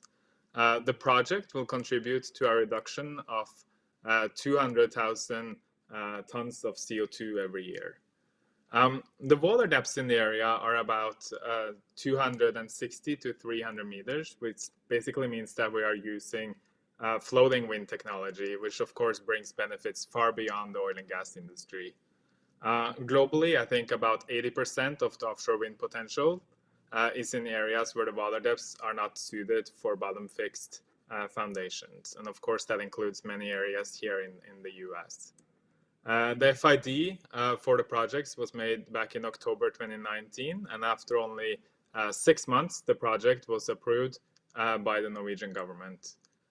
We expect the project to be operational at the end of 2022. And just to share some key highlights and observation from the government side. So first, we saw the benefits of having a well-functioning regulation and support scheme already in place, which basically meant that we didn't have to introduce any new structure or incentives to get this project moving. We saw the benefit of technology development as a result of cooperation between the industry and the government over time. And I think number 3, this project shows and proves that the supply industry has the expertise necessary, and oil and gas companies are willing to invest in projects like these. And finally, coexistence with other users of the oceans is key, and early stakeholder engagement is important to develop good mitigation measures to reduce the impacts. Moving on to international cooperation. So in my job, I work closely with federal and state governments to learn, of course, what's going on here in the US, like Hilary talked about, and also, of course, to share some experience from Norway. In August, we signed a new MOU with the Department of Interior, and offshore wind was an important part of that MOU, and we already had the first meeting. We are also working very closely with several states, including New York and California. Together with NYSERDA, we have organized a series of energy dialogues focusing on topics of mutual interests, including transmission and grid solutions. And Norway has an MOU with California, which also covers renewable energy. And here we are planning several activities in the near future. So just on a more general note, and from also based on my experience from the past, I think international cooperation works best when there are tangible benefits for all parties involved. I think it's key to find the right level of engagement if you're talking about industry or research or government, or maybe a combination of those. And I think also it's important that the international cooperation fits well with your overall strategic objectives, basically, so you're not producing many one-offs, but that you actually create a valuable and long-standing relationship. So with that, we'll pause here, and I'm looking forward to the rest of the panel. Thank you so very much, John, for those insights already. My next panelist is Barry Logue. So Barry Logue is the Vice President of Energy for the US renewables market. He works for Scottish Development International. He is responsible for developing partnerships for collaborative and strategic engagement across the renewables energy technology spectrum. Building on Scotland's leadership in offshore wind, Mr. Logue works for international developers and utilities to address supply chain and workforce development. Mr. Logue previously served in senior international business development roles for advanced wind measurement instrumentation manufacturers, and as a member of both US and international standards committees. Logue played a role in the release of a new best practice and formal standards for remote sensing devices in wind energy applications. He earned his MBA from Suffolk University in Boston and has a Bachelor in Aerospace Engineering from Boston University. Thank you very much for joining us, Barry, and please take it away. Great, thank you very much. So I'm going to speak on 3 areas here with Scotland's international partnerships in not just offshore wind, but also aquaculture, marine energy, and then the low carbon maritime. If we can go next. I want to focus first on the Scottish Aquaculture Innovation Centre, which is one of a national innovation centre in differing industries. Salmon is one of the key exports for Scotland, and therefore is a predominant factor in our national export economy. As you can see, however, though, the amount of aquaculture that's present in Scotland is distributed throughout.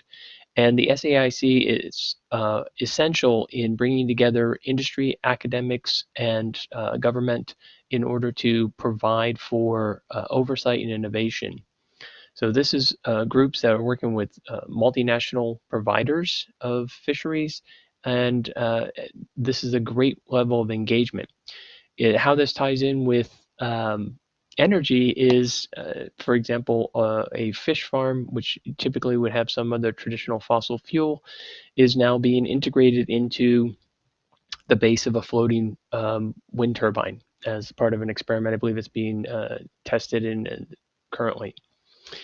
Continuing on, I'd like to speak about offshore wind. If we can go to the next slide. The Deep Wind Cluster and the Floating Wind Alliance highlights Scotland's commitment to a net zero, and in doing so, you'll often hear that Scotland is where a great deal of the European wind resource blows across, and we're working hard to build wind farms that meet the needs of our energy, but also collaborate well with the other users of the sea, and looking to decarbonize our existing oil and gas industry. This is relevant to the Tappan High Wind project. The original High Wind project is off the coast of Scotland and was a great highlight for us to be one of the first innovators in floating offshore wind. So this is a organization of, again, you see global organizations working with Marine Scotland and Crown Estate Scotland to put together a marine sectorial planning document, which was just recently released for the upcoming ScotWind leases, that is building upon collaboration across the globe to build the best performing wind farms and associative interconnection transmission. Next slide, please. Not just offshore wind, but rather marine energy is been something which is focusing through an EU-funded location called the European Marine Energy Center, or EMEC, which is up in the Orkney Islands. It has been the home of Advanced Tidal Testing Center. It's the only ICRA, which is ICRE certified testing center for power curve testing of these underwater generators. Most recently, EMEC was testing turbines that are now located in the East River in New York City. That's in the photo there to the right. The 3 large turbines providing electricity into the grid. And EMEC is currently working with the Oregon State University to certify their test center for PacWave for allowing them to do those types of testing. Obviously, it's a global opportunity. Hydrogen is part of our energy future around the globe, and EMEC and the Orkney Council have been part of the EU Hydrogen Development Program. Some great names: Big Hit, High Flyer, and High Seas. High Flyer being a hydrogen-based aviation. High Seas is a hydrogen-powered ferry, hybrid. And each of this is looking at the low-carbon maritime operations of decarbonizing the use of diesel. So Scotland is committed to an equitable low-carbon future, and we look at addressing this in not just energy, but how our energy use, and so forth. We're looking to aquaculture, maritime operations. So please get in touch with us. I've put the websites for each of these organizations, and happy to talk to you about what we can do together here in the U.S. Thanks, Alex. Thank you very much. And we'll look forward to hear more about that as well.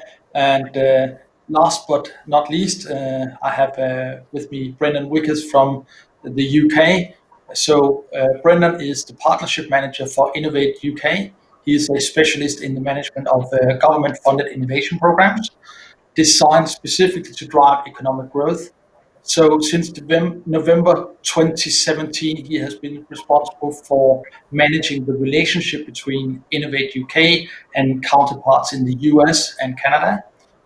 And prior to this, Brendan had a long and successful career with innovation company Pera International, where he was the managing director with responsibility for delivering high-value government programs. He is widely traveled, having carried out projects on behalf of the European Commission and the government of Cyprus, Egypt, and Ireland. Brendan is an incorporated engineer, member of the Institute of Engineering and Technology, and member of the Institute of Directors. Thank you very much for joining us today. Brendan, please. Thank you, and good morning, everyone. It's a pleasure to meet you all, albeit virtually. I've been asked to say a few words specifically about a current international collaboration we have in the US between my organisation, Innovate UK, and the US National Offshore Wind R&D Consortium, now RDC. But before I go into the detail of that, I'd like to give a little bit of background for context, and I'll finish off by just perhaps identifying a few high-level learning points that are relevant to international collaboration. So Innovate UK are the UK government's innovation agency, and we're charged with growing the UK economy through business-led innovation. Last year we spent around £1 billion largely in direct grants to business, but also in loans. And we did this across all sectors where there was a need to commercialise good ideas. We're part of a larger entity these days, which is called UK Research and Innovation, and our sister organisations fund all of the scientific research that goes on in the UK. So it puts us very close to where some of the emerging sciences are coming from, and gives us an opportunity to work with scientists as well as business on those ideas which can be commercialised as they come from the science base. So in most cases, we believe this is best achieved through collaboration. So the vast majority of our grants go towards collaborative R&D programs, which usually involve combinations of large and small business, academia, and research and technology organisations. And part of our family in the UK are a network of what we call catapult centres, which are there to help the commercialisation process, and they're physical entities. And we have one which is specifically there to cover offshore renewable energy. So that's an organisation called Aker in the northeast of the UK. Now, we know from just things that we know around what goes on around the world in terms of research and citations and where money is spent, that 95% of global R&D takes place outside of the UK. So we think it's a quite a simple calculation when we think that we need to actively encourage UK companies to understand more about what's being developed overseas as part of their own innovation journey. So I'm part of a small team within Innovate UK that works globally to find mutually beneficial opportunities for collaboration across all different sectors. So I have counterparts who cover Asia, Europe, and other parts of the world. But I focus specifically on North America, and in 2019 I managed to get a fund from within our Fund for International Collaboration to spend specifically on US collaboration. It was around 5 million in total, and although we don't believe that funding can overcome all of the barriers, it generally helps when you're trying to encourage organisations to work together.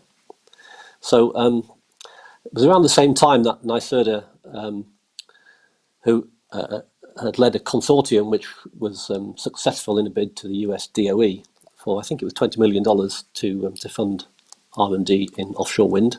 And so along with my colleagues from the UK Embassy in Washington, the Science Innovation Network specifically, we approached NYSERDA and we put a case to them that we could perhaps co-fund some of their projects and get UK innovators into that collaboration.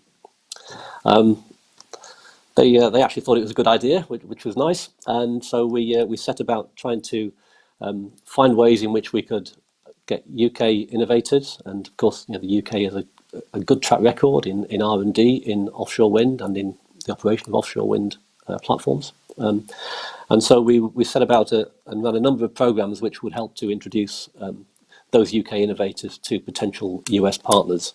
And we did that with the help of NYSERDA and now RDC. was an easy sell to the UK because they recognised the opportunity that if they could get into partnership with the US at the R&D stage, they might ultimately get into partnerships which might lead to trade and other commercial income, which we see as fine, mutual benefit. So we ran a competition in the UK, and we ran it in parallel with the US solicitations, and we ran physical events to foster the partnerships that were putting bids in. Now, this is quite a lengthy process, and we are currently assessing the best 9 bids that we received from the UK organisations following a 2-stage project, and all of those proposals will contain US partners. So over the course of the next few weeks, we will be down selecting from those 9 proposals, and we expect to fund maybe 5 and get those projects up and running in parallel with the work that is being funded by NYSERDA to the US partners.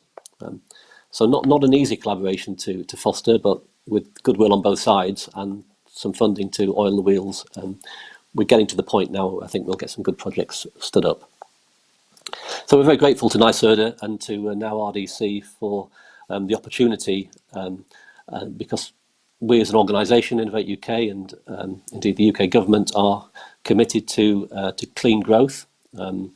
We see renewable energy as being a massive part of that, and we also are very aware of the negative environmental consequences if you get things wrong in the ocean. So we're keen to have good examples of where we can foster collaborations in this area. We'd like to be able to showcase some at COP26 when we host it in the UK later this year. And we very much look forward to developing other partnerships with other US organisations in other technology fields as well. So the main high-level learning points that I would point to, which I think help to result in good collaborations internationally, are that you have to accept that not all good ideas are local, that other people around the globe can have equal or better ideas, and you have to be open to that. Collaborations, they accelerate the results, and funding helps to oil the wheels, but it's not the be-all and end-all. There has to be mutual benefits in order for a good collaboration to work. And those mutual benefits have to be equitable. And the final point then is that for me, in trying to carry out this work, I couldn't do it without the help of other networks. And so the Science Innovation Network at across the US consulates have been great help to me in trying to foster and develop these relationships. And I would recommend other countries, if they don't have a Science Innovation Network, that they should. So thank you very much indeed for listening, and I'm very happy to take questions later. Thank you very much, Brendan, for that, for those insights. And you're absolutely doing some great work with now RDC and between RDC and the Innovate UK and various other organizations. Now, building directly off that, of your key takeaways, I have one of the things, and maybe just relatively short and sharp from each of you. In your experience, what are the keys, like the top 2-3 keys to a successful collaboration? Hilary, if you want to start with you. Sure, thank you. I think what worked for us is when we teamed with the Team Humber Alliance, we received a lot of good feedback, and the success is being very open to the suggestions and the critique of how you can sort of successfully build. But I also think you can't do it all. So really understanding your own state strength and pulling out maybe 3 top highlighted items. And I think for the collaboration with Humber, it could have derailed because there's so much to do. And I think being very specific about what your state can focus on was the ultimate success. Excellent. John? Yeah, I think building also on what Brendan said, that like if you don't have a mutual benefits, I think it's very difficult to create something that will be long lasting. And for me also, like to find the right level of engagement if you're planning of doing something with the industry, with the research field, or in the government. I think the type of engagement and work you're doing will be a little different. Obviously, there's great benefits of working together, and I think that was highlighted by all the speakers. Yeah, thank you. Any thoughts, Barry? Yes, kind of real three simple ones is people need to have honest expectations, and there needs to be a commitment of both people and money. And lastly, your collaboration should align with what you've already planned. So if you have a strategic plan, the collaboration should be supporting that, not diverting attention. The honest expectations is, you might be looking for a unicorn when you really just need to put something in place that's going to get you forward. So that's it. 3 things. That is short and sharp. Thank you. Now, do we have any questions from the audience? So what is the biggest obstacle you're seeing to adoption of offshore energy? And maybe we'll just start with you, Barry. Well, I don't know that there's an obstacle to the adoption of it. I think, the challenge is doing something new here in the US for the first time. So I think it's just time and getting things right. So getting the permits in place, getting the consent, and then actually building it. Okay. From a state economic development point of view, how do you see that, Hilary? I think in talking to the developers and some of the larger supply chain folks, the port infrastructure is quite different in the Northeast US than it might be over in Europe. We haven't quite gotten there yet.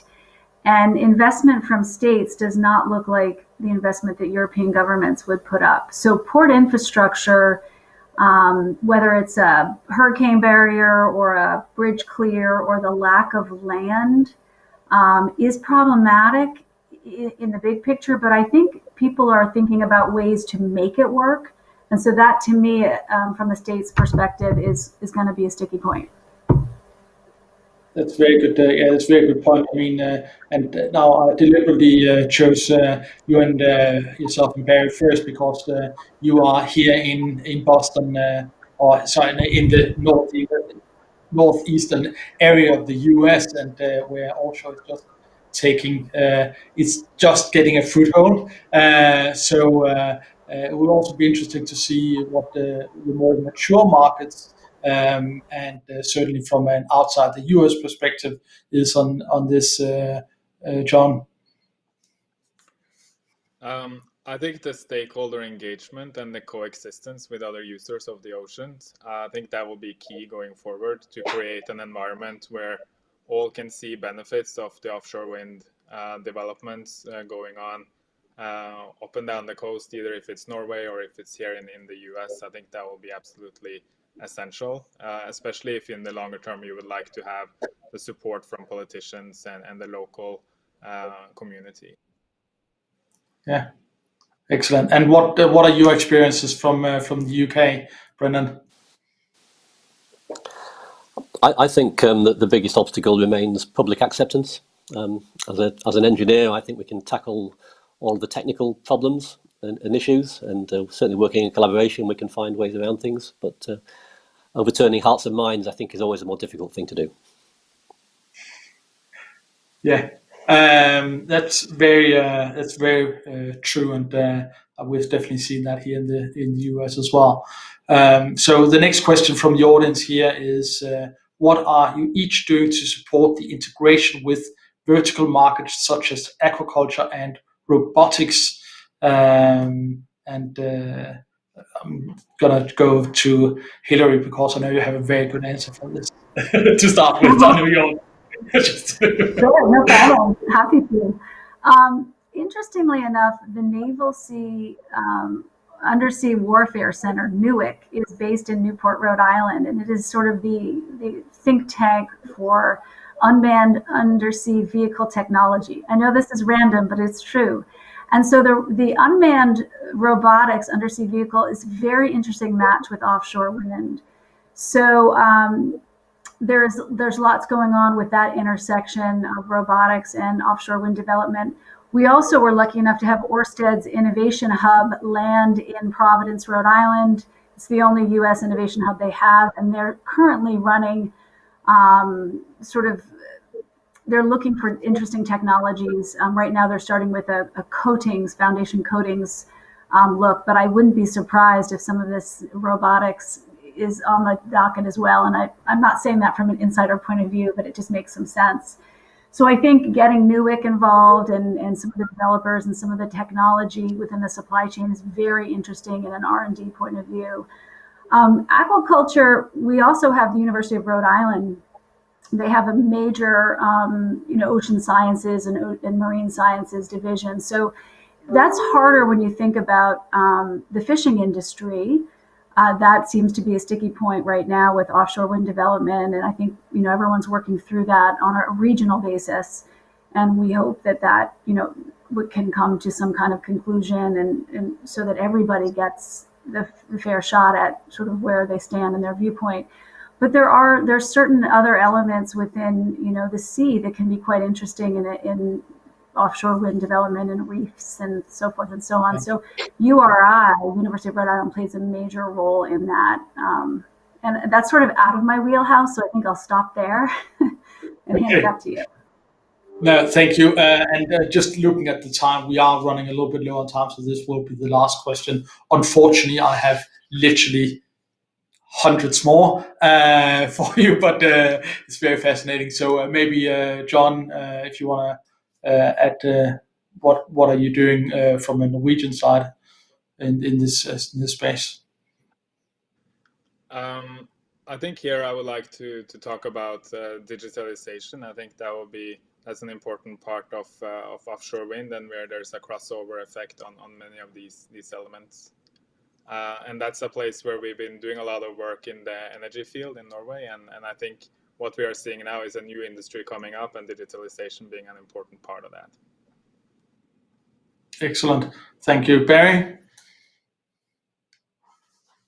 Obviously I mentioned our role in aquaculture. And again, I think autonomous vessels is going to be a key element to anything offshore.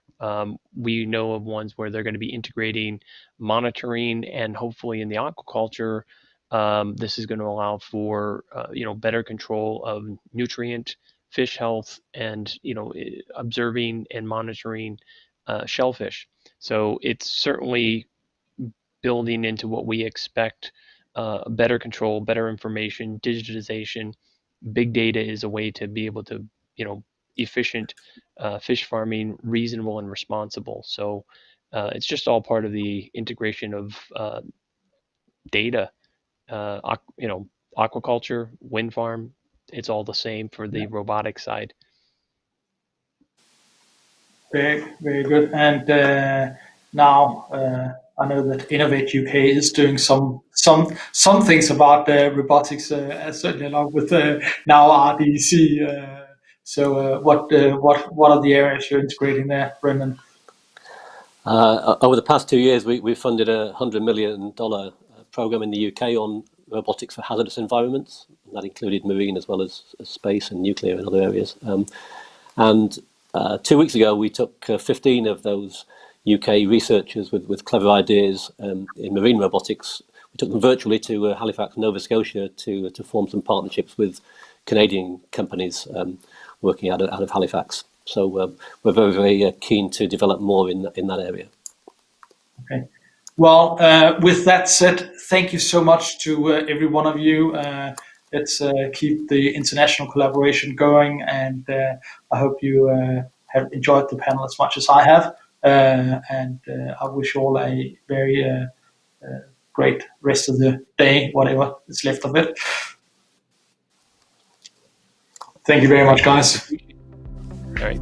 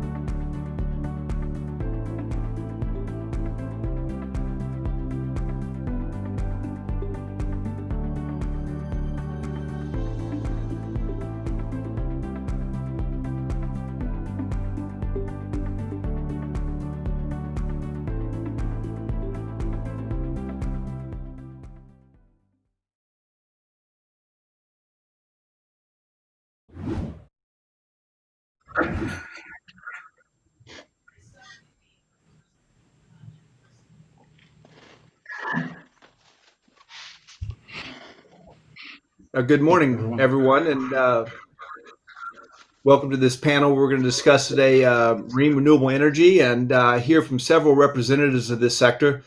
We've got an impressive panel today. In fact, we have 7 speakers. So I'm going to keep my opening comments very short. My name is Jason Busch. I'm the Executive Director of the Pacific Ocean Energy Trust. We're a 501c3 nonprofit that is focused on the responsible development of marine renewable energy and the decarbonization of maritime sectors. Very much appreciate the opportunity today to work with the Maritime Alliance, Michael and his excellent team, Melissa and others who have brought this conference together this week. I hope everybody's been enjoying it. I've seen a number of excellent panels thus far. But we have 7 speakers today who represent a wide array of companies and institutions that are active in the marine renewable sector. Wave energy, tidal, ocean currents, ocean thermal exchange make up the types of technologies that we're interested in today. And we're going to hear from their experience of working in this sector, bringing new technologies to market, the challenges, the opportunities that drive their interest and investments in this sector, and how they've managed to grab a toehold in this burgeoning sector. I think it's important to note that over the last couple of years, the marine renewable sector has begun to focus on a variety of markets above and beyond the utility scale energy markets, specifically based upon the work that the U.S. Department of Energy funded a couple of years ago through the national labs. A report called Powering the Blue Economy has become a very important foundation in this sector and has laid out a number of markets that provide opportunities for marine renewable energy today.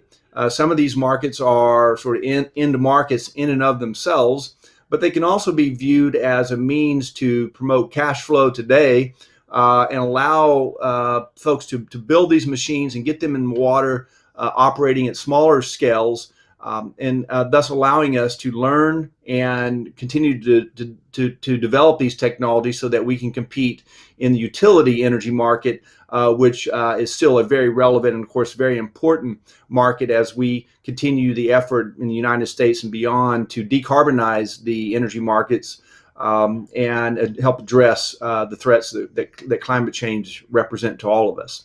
So with that, I'm going to stop and invite Bill Alexander to go ahead and make his short 6-minute presentation. Bill, I'll hand it directly over to you and let you introduce yourself.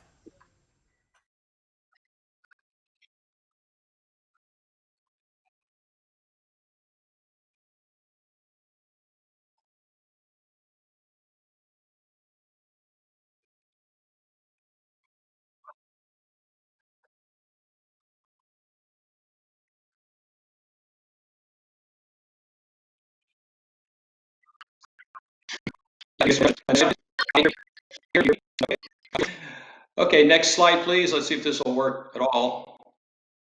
I see I have a very strange looking video going on here. All right, so my name's Bill Alexander. I'm president and founder of High Seas Energy. Next slide, please. So High Seas Energy is developing a far offshore wind turbine platform, which is, this is a technology that's very little known, and I'll try to give you an introduction to it. So we're an early stage company developing this technology. Next slide, please. So why far offshore wind? Well, the far offshore wind resource is huge. It's worldwide, obviously. It covers the world's oceans. These are images taken from earth.nullschool.net, which show in these green stripe things the wind intensity around the world. You can see this wind data nearly real time. The image on the left shows a very large area of wind in the North Pacific, and including just off the west coast. This particular spot is 77 kilometers per hour. On the right, it shows the winds around the Antarctica and the Southern Ocean. This area comprises almost 8% of the total surface of the Earth. And this particular spot is pointing at 55 kilometers per hour wind speed. So it turns out that the winds over the open ocean average about 70% higher wind speed than over land. This translates into about 5 times the power density over the ocean on average, and with double or triple the capacity factor, we're talking upwards of 10 times or more the annual energy density for a given wind turbine. Next slide, please. And this high-speed technology is not moored, so it's doesn't depend upon what depth it's in. So it's can be located anywhere offshore any coast, including the west coast of the U.S. off of California, and that could allow for hundreds of gigawatts of low-cost offshore wind there, which could lead to meeting the state's 100% renewable grid requirement, with, of course, minimal land use issues. Next slide, please. The ultimate aim of this technology is to power the entire world with these turbines in the open ocean, in particular the Southern Ocean. So we're talking hundreds of thousands of turbines in the open ocean, co-located with floating power-to-fuels platforms producing synthetic fuels such as liquid hydrogen, synthetic crude, LNG, ammonia, etc., using developing power-to-X technology. And we believe this could replace fossil fuels worldwide at cost competitive with fossil fuels. Next slide, please. Technically, the turbine platform is shown in this drawing here. It can support the largest wind turbines in existence, including the 218-meter rotor diameter GE Haliade for 12 and 14 megawatt turbines, and even up to 250-meter rotor diameter with turbines in the future, eventually up to 40 megawatts to take advantage of the very high offshore wind speeds. And yet this is a low-cost, relatively low-cost structure. The mass per kilowatt is on the order of 1/10 or less that of competing floating platforms. And it's free floating, so it's depth independent. You can operate it anywhere in the ocean. The entire platform rotates to stay pointed into the wind. Propellers maintain position through dynamic positioning, allows the platform to attach to an undersea power cable in those applications where you're just running power directly to shore with a cable, such as possibly off the west coast of the US and other areas. Now, this concept is proven by a working model. Next slide, please. It's a video that's smart. There you go. Wow, actually works. So this is the first working model was done about a year ago, 1.25 meter rotor diameter, small turbine, like 400 watts. And this was, run it one more time, please. This is in a lake just north of LA. And if these waves here were to scale, these largest waves would be upwards of 60 meters high, which is twice that of the largest open ocean wave ever seen. So, and you can see the nacelle is very stable. You can see a longer version of this on YouTube. Just search for high seas energy. Next slide, please. And of course, we're working on developing the technology further. The next model, basically the whole development scheme will be to ever increasing sizes of these working models. And the next one under construction is this 2.25 meter rotor diameter model, rated at 2 kilowatts, as shown in this photo here. And we intend to test that in lakes and wave basins. Next slide, please. So far, it's just self-funded to date, and but we do have received an invitation from the National Science Foundation to apply for STTR Phase 1 proposal, which we did that 2 months ago with in conjunction with Texas A&M. We also have an ARPA-E invitation to submit a proposal next year for their open solicitation. And we believe that ultimately Bill Gates' Breakthrough Energy Fund would find this very interesting, as its intent is to largely replace fossil fuels with the synthetic fuels coming out of it. Next slide, please. The company itself is a C Corp. We've got a PCT patent application that was filed recently for worldwide coverage, including the US. We're a member of Texas A&M's TEES Clean Energy Incubator. I have degrees in mechanical engineering, over 40 years of engineering experience, have dozens of patents, and Dr. Dongmai Chu is our CTO and is with Heron Offshore. And that's it. Thank you for your attention. Excellent. Thank you so much, Bill. And next we're going to hear from Yi Chao from C-Trek, who works in the ocean thermal exchange market. Yi Chao, it's yours. Thank you for the opportunity. My name is Yi Chao. I'm the founder and CEO of C-Trek. This technology was developed at NASA Jet Propulsion Lab, Caltech, when I worked there for more than 20 years.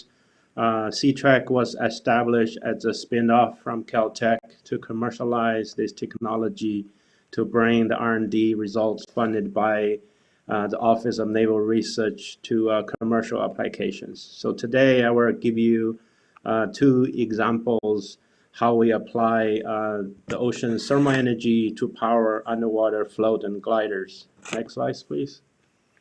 So over the last decade or two, we have seen a revolution of underwater robotic. What I've shown here is the two great examples how these two type of robots was developed at professor's laboratory funded by the Navy, and then eventually matures through the prototyping demonstration, and then eventually commercialized into the industry, and then have a broad range of commercial applications. So the picture on the left show autonomous profiling float. This is a float can go down to 2,000 meters and collecting data every time you profile, send the data through satellite in real time. The picture on the bottom show you almost 4,000 of these float already being deployed in the water, reporting real-time data to the international community as part of the Argo program. Argo is also expanding biogeochemistry, Argo to attach more sensors, and then go even deeper to 4,000, 6,000 meters is one of the extremely successful international collaboration and then transition research R&D.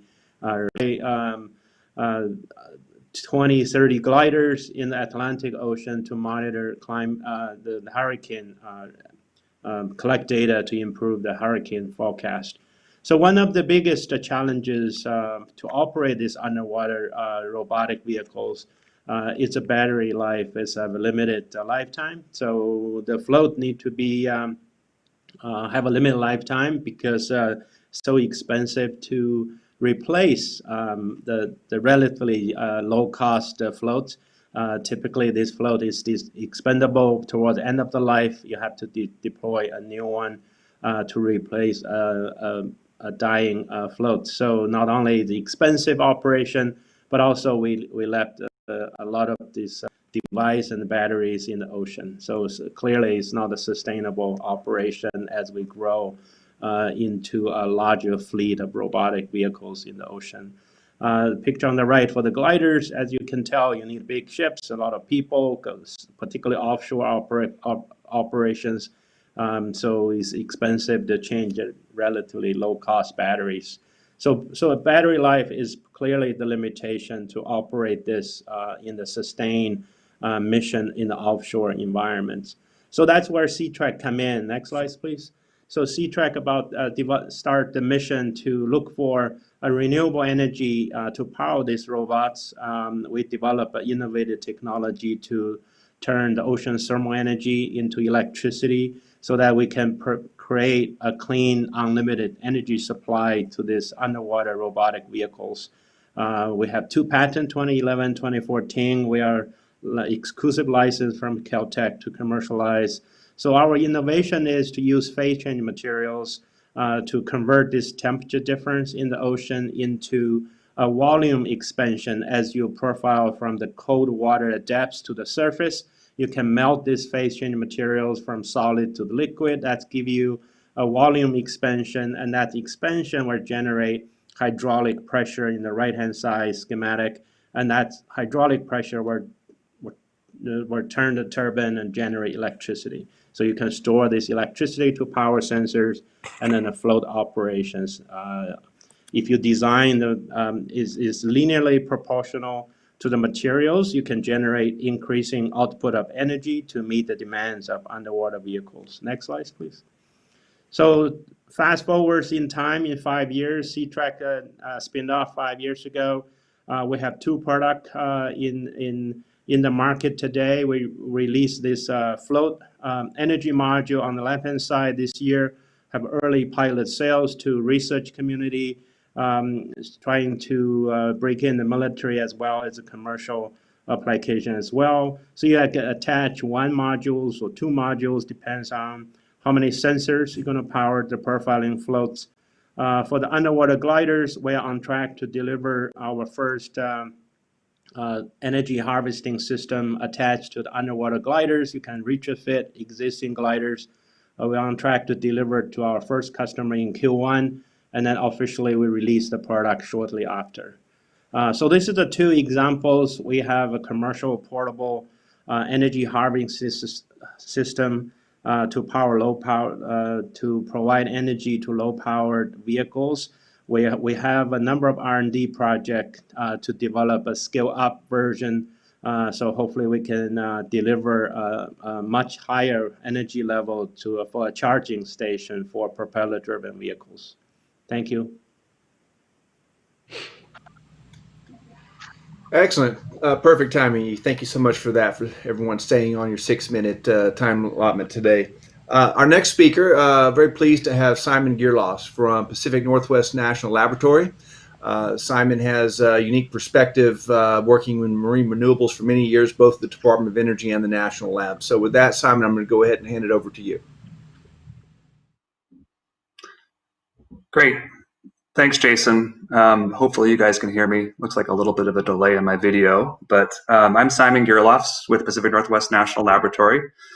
And Jason asked me to talk a bit about the Department of Energy and the role of the national laboratories in the blue economy around offshore energy. So I'll try to do that in 6 minutes. I recognize there's a lot to cover here.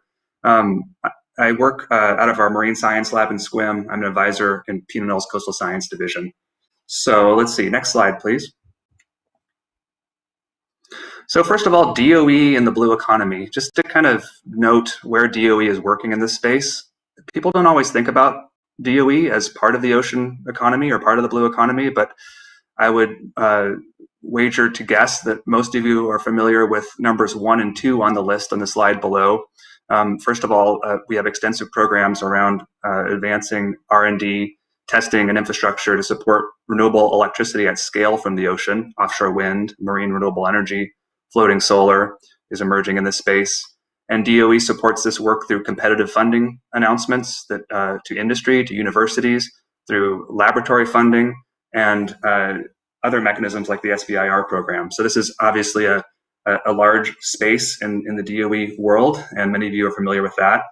Jason also mentioned the Powering the Blue Economy. Sort of mission number 2 in the blue economy is focusing on how we actually provide energy innovation to decarbonize and advance other sectors in the economy outside of the energy sector.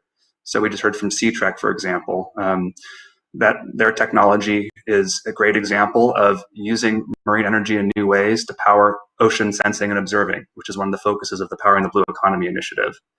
The Water Power Technologies Office is advancing this initiative, and we're using all kinds of mechanisms to support innovation, including traditional mechanisms like funding opportunity announcements, lab funding, but also things like prizes and direct support for accelerators and incubators that are sort of forming the basis or the innovation ecosystem to support both blue economy innovation and energy innovation as well. So that's a large and growing space. But I also just want to kind of just note that as we think more about the ocean as a comprehensive energy asset and part of our climate change mitigation solution set, there's other areas that DOE is working as well. So community energy resilience is a big one. So how do we help coastal and island communities make equitable transitions to new technologies? Maritime decarbonization. Lots of different programs within DOE touch on maritime decarbonization. There's no central place within DOE to do that work, and we're trying to figure out how to organize around that a bit more comprehensively. Renewable liquid fuels, both biofuels from marine algae as well as electrofuels, is an important space that DOE has pieces of, but not necessarily focused on. Even more emerging, ocean-derived energy critical materials. So how can we pull lithium, cobalt, uranium, other energy critical materials, either from seabed mining, but increasingly looking at direct seawater extraction of these materials as well. And then finally, as we start thinking about carbon mitigation and climate change more comprehensively, parts of DOE as well as NOAA and other partners are looking at direct carbon dioxide removal from the ocean and blue carbon. So lots of different ways to use the ocean as an energy asset, and we're seeing the policy dialogue sort of pushing us in that direction, and it'll be interesting to see what happens over the next couple of years in this space. So go ahead, next slide, please. So most of you are familiar with national laboratories. Just to give you a quick overview, there's 17 different national labs. All national labs are mission driven, so they support the mission of DOE and other partner agencies. And in the marine energy space or the offshore energy space, you're probably familiar with the National Renewable Energy Lab, or NREL, Sandia National Lab, my lab, PNNL. Los Alamos works on a lot of ocean science. Oak Ridge is working on biofuels for the maritime sector. So there's a number of national labs working on ocean spaces. Maybe we're not aware of all of them, so part of our job is to try to organize a bit more effectively around these problems. So we do focus on big challenges. We do high risk, high reward research. Labs are large multidisciplinary research organizations that leverage both lots and lots of people across different science and engineering capabilities, from the basic to applied, as well as really expensive state-of-the-art facilities that are used both to support our own research, but also to support the research of industry and others through testing programs. And in the marine energy space, many of you are probably familiar with the TEAMER program, for example, which is about leveraging testing facilities at labs and other places to support the needs of the marine energy industry. And one of the critical missions of the labs are to support economic growth and competitiveness, which directly is, I don't want to force things too strong a word, but is part of our mission is to do technology commercialization, licensing, and direct work with industry. So next slide, please. So my own lab, just to give you a quick overview, we have 4 different campuses in Washington State. Our main campus is in Richland, about 4,500 people there, about 100 people in Seattle, 50 or so in Portland. And then I work out of our Marine and Coastal Research Laboratory in Squinton, which is DOE's only research lab, about 65 employees there. Please advance next slide. And as DOE's only Marine and Coastal Research Lab, PNL SQUIM does have an important role to play in the marine energy sector, both supporting testing of small-scale technologies. We're not a really huge, we don't have access to giant offshore coastal resources, but we do, you can see the picture there at the bottom. We sit on SQUIM Bay. We have access to fairly consistent tidal currents, waves offshore, and wind resources for small-scale device testing. But we also focus a lot on testing of environmental technology. So our Triton project, for example, many of you might be familiar with that, is looking at advancing the next set of technologies useful for monitoring the environmental impacts of offshore energy. We have 3 different basic mission sets around energy innovation, national security, and coastal ecosystem science. And increasingly, we see those mission sets overlapping with one another. So for example, we're working on energy innovation for ocean observing technology through our water power work. And we're working with the Navy and on translating ocean observing technology to collect the data they need to advance national security. And we're working with our partners in the Department of Energy Office of Science to understand how our ocean observing technology is collecting data necessary to understand how coastal ecosystems fit into the global climate system. So these missions overlap. Basically, I always say where DOE touches the ocean, that's sort of where our marine lab works. And then more generally, just sort of thinking about any core facility within the DOE space that you might interact with, we work in a number of different ways to directly support industry. So CRADAs, or cooperative development agreements, are sort of the blanket legal agreement that labs use to ensure protection of IP, to understand and lay out the different roles between laboratory researchers and industry researchers in a cooperative project. So many of you have probably worked in that space. We work on direct research partnerships with universities and other partners to have joint institutes and other mechanisms to combine capabilities. We do a lot of technology licensing. So again, that commercialization mission, as technology is developed in the lab, making sure it gets out into the world so people can use it. Our lab has a pre-permitted test venue for both marine energy as well as ecosystem science capabilities. So it's a place where you can come and work without doing an awful lot of upfront permitting. We have a DOE certified dive team and vessels to support testing and other scientific activities. And then finally, for those of you who are students in the audience, looking at working at national laboratories, All labs have excellent internship programs, fellowship programs, and early career opportunities to support your science. And I would invite, if you're interested in learning more about that, maybe go to my last slide, please. Just shoot me an email. I'd love to hear from you. The blue economy is a really fast-growing space in the national lab world right now, and we're always looking for new talent. So with that, I'll turn it back to Jason. Simon, thank you so much for that overview. I know that we're bouncing across the top here, but we're going to keep going. I will ask the panelists to please monitor your chat boxes. There's some conversations going on, and I can communicate with you there and let you know that you're running out of time. With that, I want to make sure, so Bill Hartman was having a little bit of audio problem. Looks like thumbs up there. We're back in play with Bill. So Bill Hartman is CEO of Targus Energy, and with that, I'm going to hand it over to Bill. It's all you, Bill. Okay, thank you, Jason. In the first slide, again, I want to thank Michael and Melissa and all of her crew behind the scenes for all the work they've done to get us here and for me to be invited and to be on this panel. Thank you very much. I am the CEO of Targus Energy, and we believe we finally figured out what it takes to get utility scale, low cost, levelized cost of energy, electricity from ocean waves. And we want to thank the national labs in particular. A lot of what we've done has been with government money so far, although we're raising a private round right now. We work very closely with Sandia Lab, NREL, Pacific Northwest National Lab, and others have all been crucial to helping us advance over the 15 years that we've, 15 to 20 years that we've been developing this technology. Next slide, please. What we've realized in looking at ocean energy is the key is to use a terminator structure, but not this terminator structure. We believe the only type of device that can efficiently and economically capture wave energy and cost effectively scale to the amounts of electricity needed to supply baseload demand is a wave terminator structure, but not this kind of terminator. Next slide, please. This kind of terminator. And I don't mean this to be a sales pitch, but I just want to give you a sense of what our structure looks like and what the scale is and what our target market is compared to perhaps some of the other panelists. So this is an underwater structure mounted on the bottom and operating approximately 20 to 30 feet below the surface. The top of our device is 20 to 30 feet below the surface of the ocean, so it's not in the ocean wave to air interface. It's a 2.5 megawatt system. We call it the cycloidal wave energy converter, or CyQuick.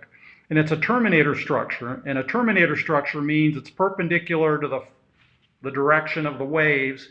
And the goal is to completely terminate the energy of the wave into the structure.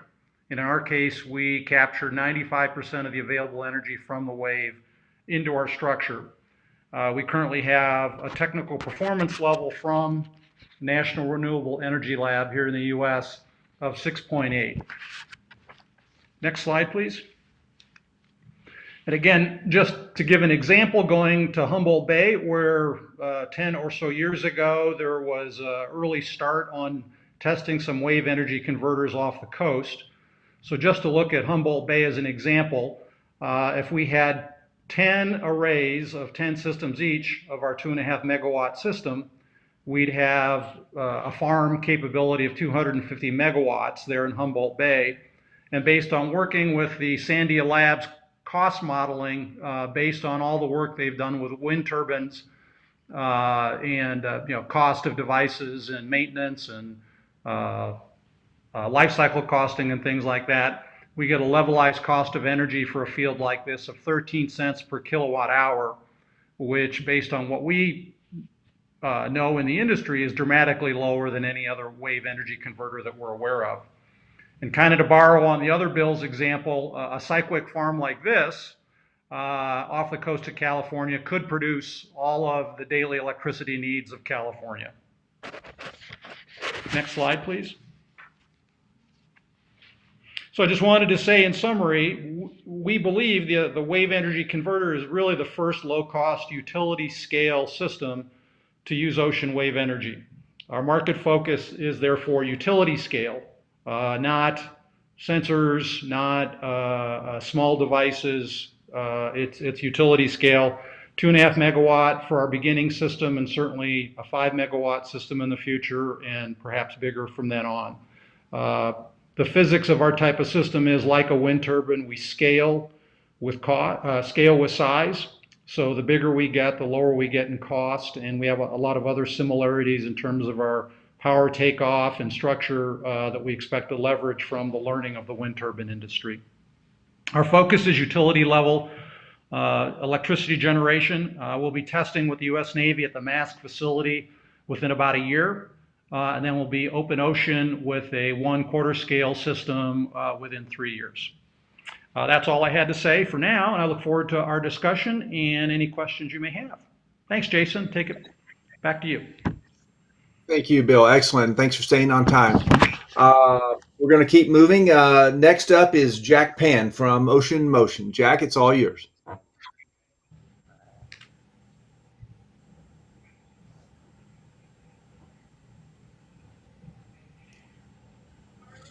Do we have the slides? Sounds like, there we go. Yes, it's in the it's in the folder. Perfect. So good morning, everyone. Next slide.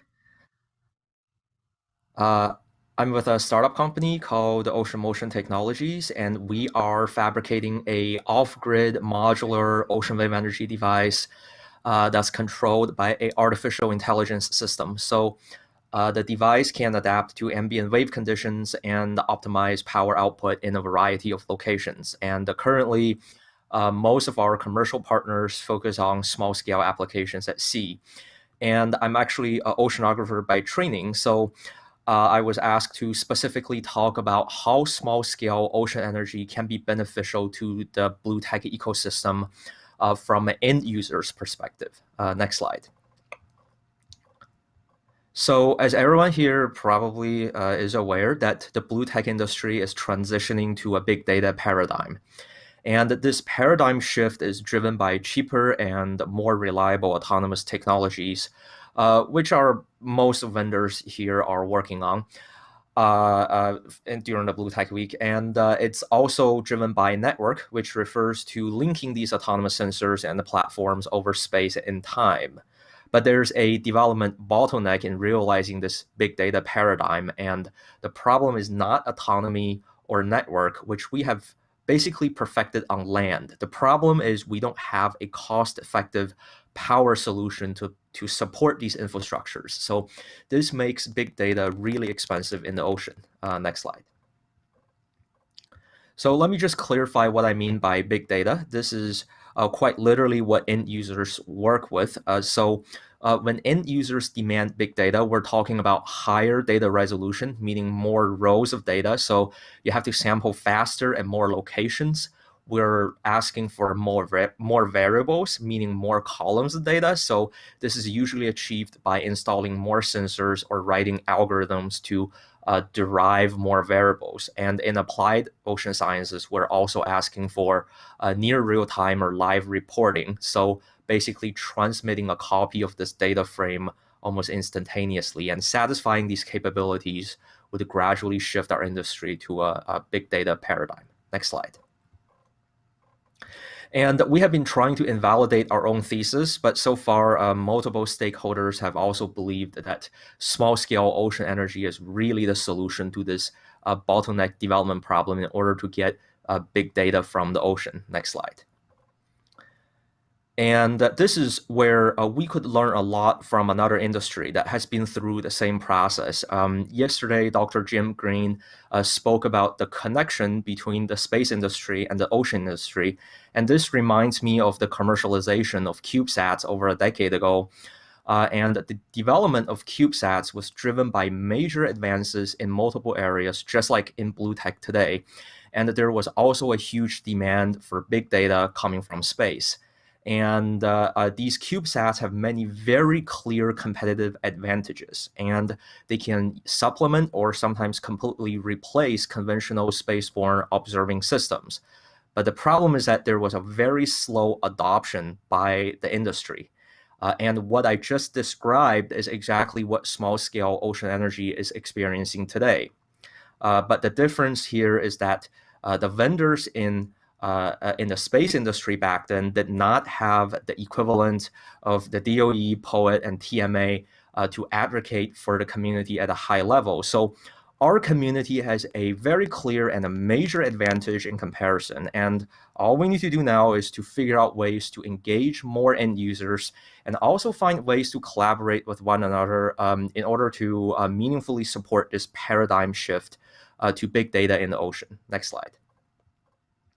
And so here's one way to think about ways we could work together. There are typically two ways we sample the ocean. So there's Lagrangian sampling, which is basically when we have a sensor drift with a water mass, and Eulerian sampling is when the sensor is stationary. So if we're measuring something like, I don't know, a phytoplankton bloom or oil seep, you can see the biological and environmental properties change within the plume as it sinks and rises in the water column. And then on the right-hand side, if the sensors are on a buoy or a mooring, you can see if the plume has entered our parameter, whatever the definition of that parameter might be, and build a time series and better monitor these oceanographic features. And so you can clearly see here that the best power solution for each type of sampling can be satisfied by just the vendors sitting on this panel. And I guess what I'm trying to convey is that we can achieve the big data paradigm shift in the blue tech industry today, and all we need is cheaper and more reliable small-scale ocean energy solutions. And I think that's all I have. Thanks. Excellent, Jack. Thank you. And again, doing a fantastic job of staying on time here. So with that, we're going to move to our next speaker, Dan Petkovic from Cowl Wave. It's all yours.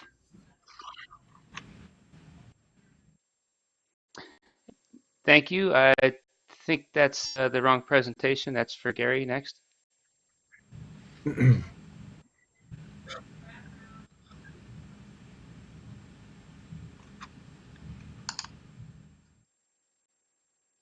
we go. No, thank you again, Jason. It's great that you guys set this up. Appreciate to be invited. As mentioned, I'm Dan Petkovic, COO of CalWave Power Technologies, and we're looking to enable offshore and nearshore electricity and data services through ocean waves, similar to a lot of the other folks out there today. Next slide, please. As we discussed, the blue economy is significantly growing, and the pace of this growth is only anticipated to accelerate in the coming years, providing many opportunities for all kinds of different offshore technologies. Yet there are significant hurdles to this growth. The first being power limitations, including complexity around deployed batteries and the high carbon footprint of diesel generators, and the fact that both of those need to be refueled or replaced.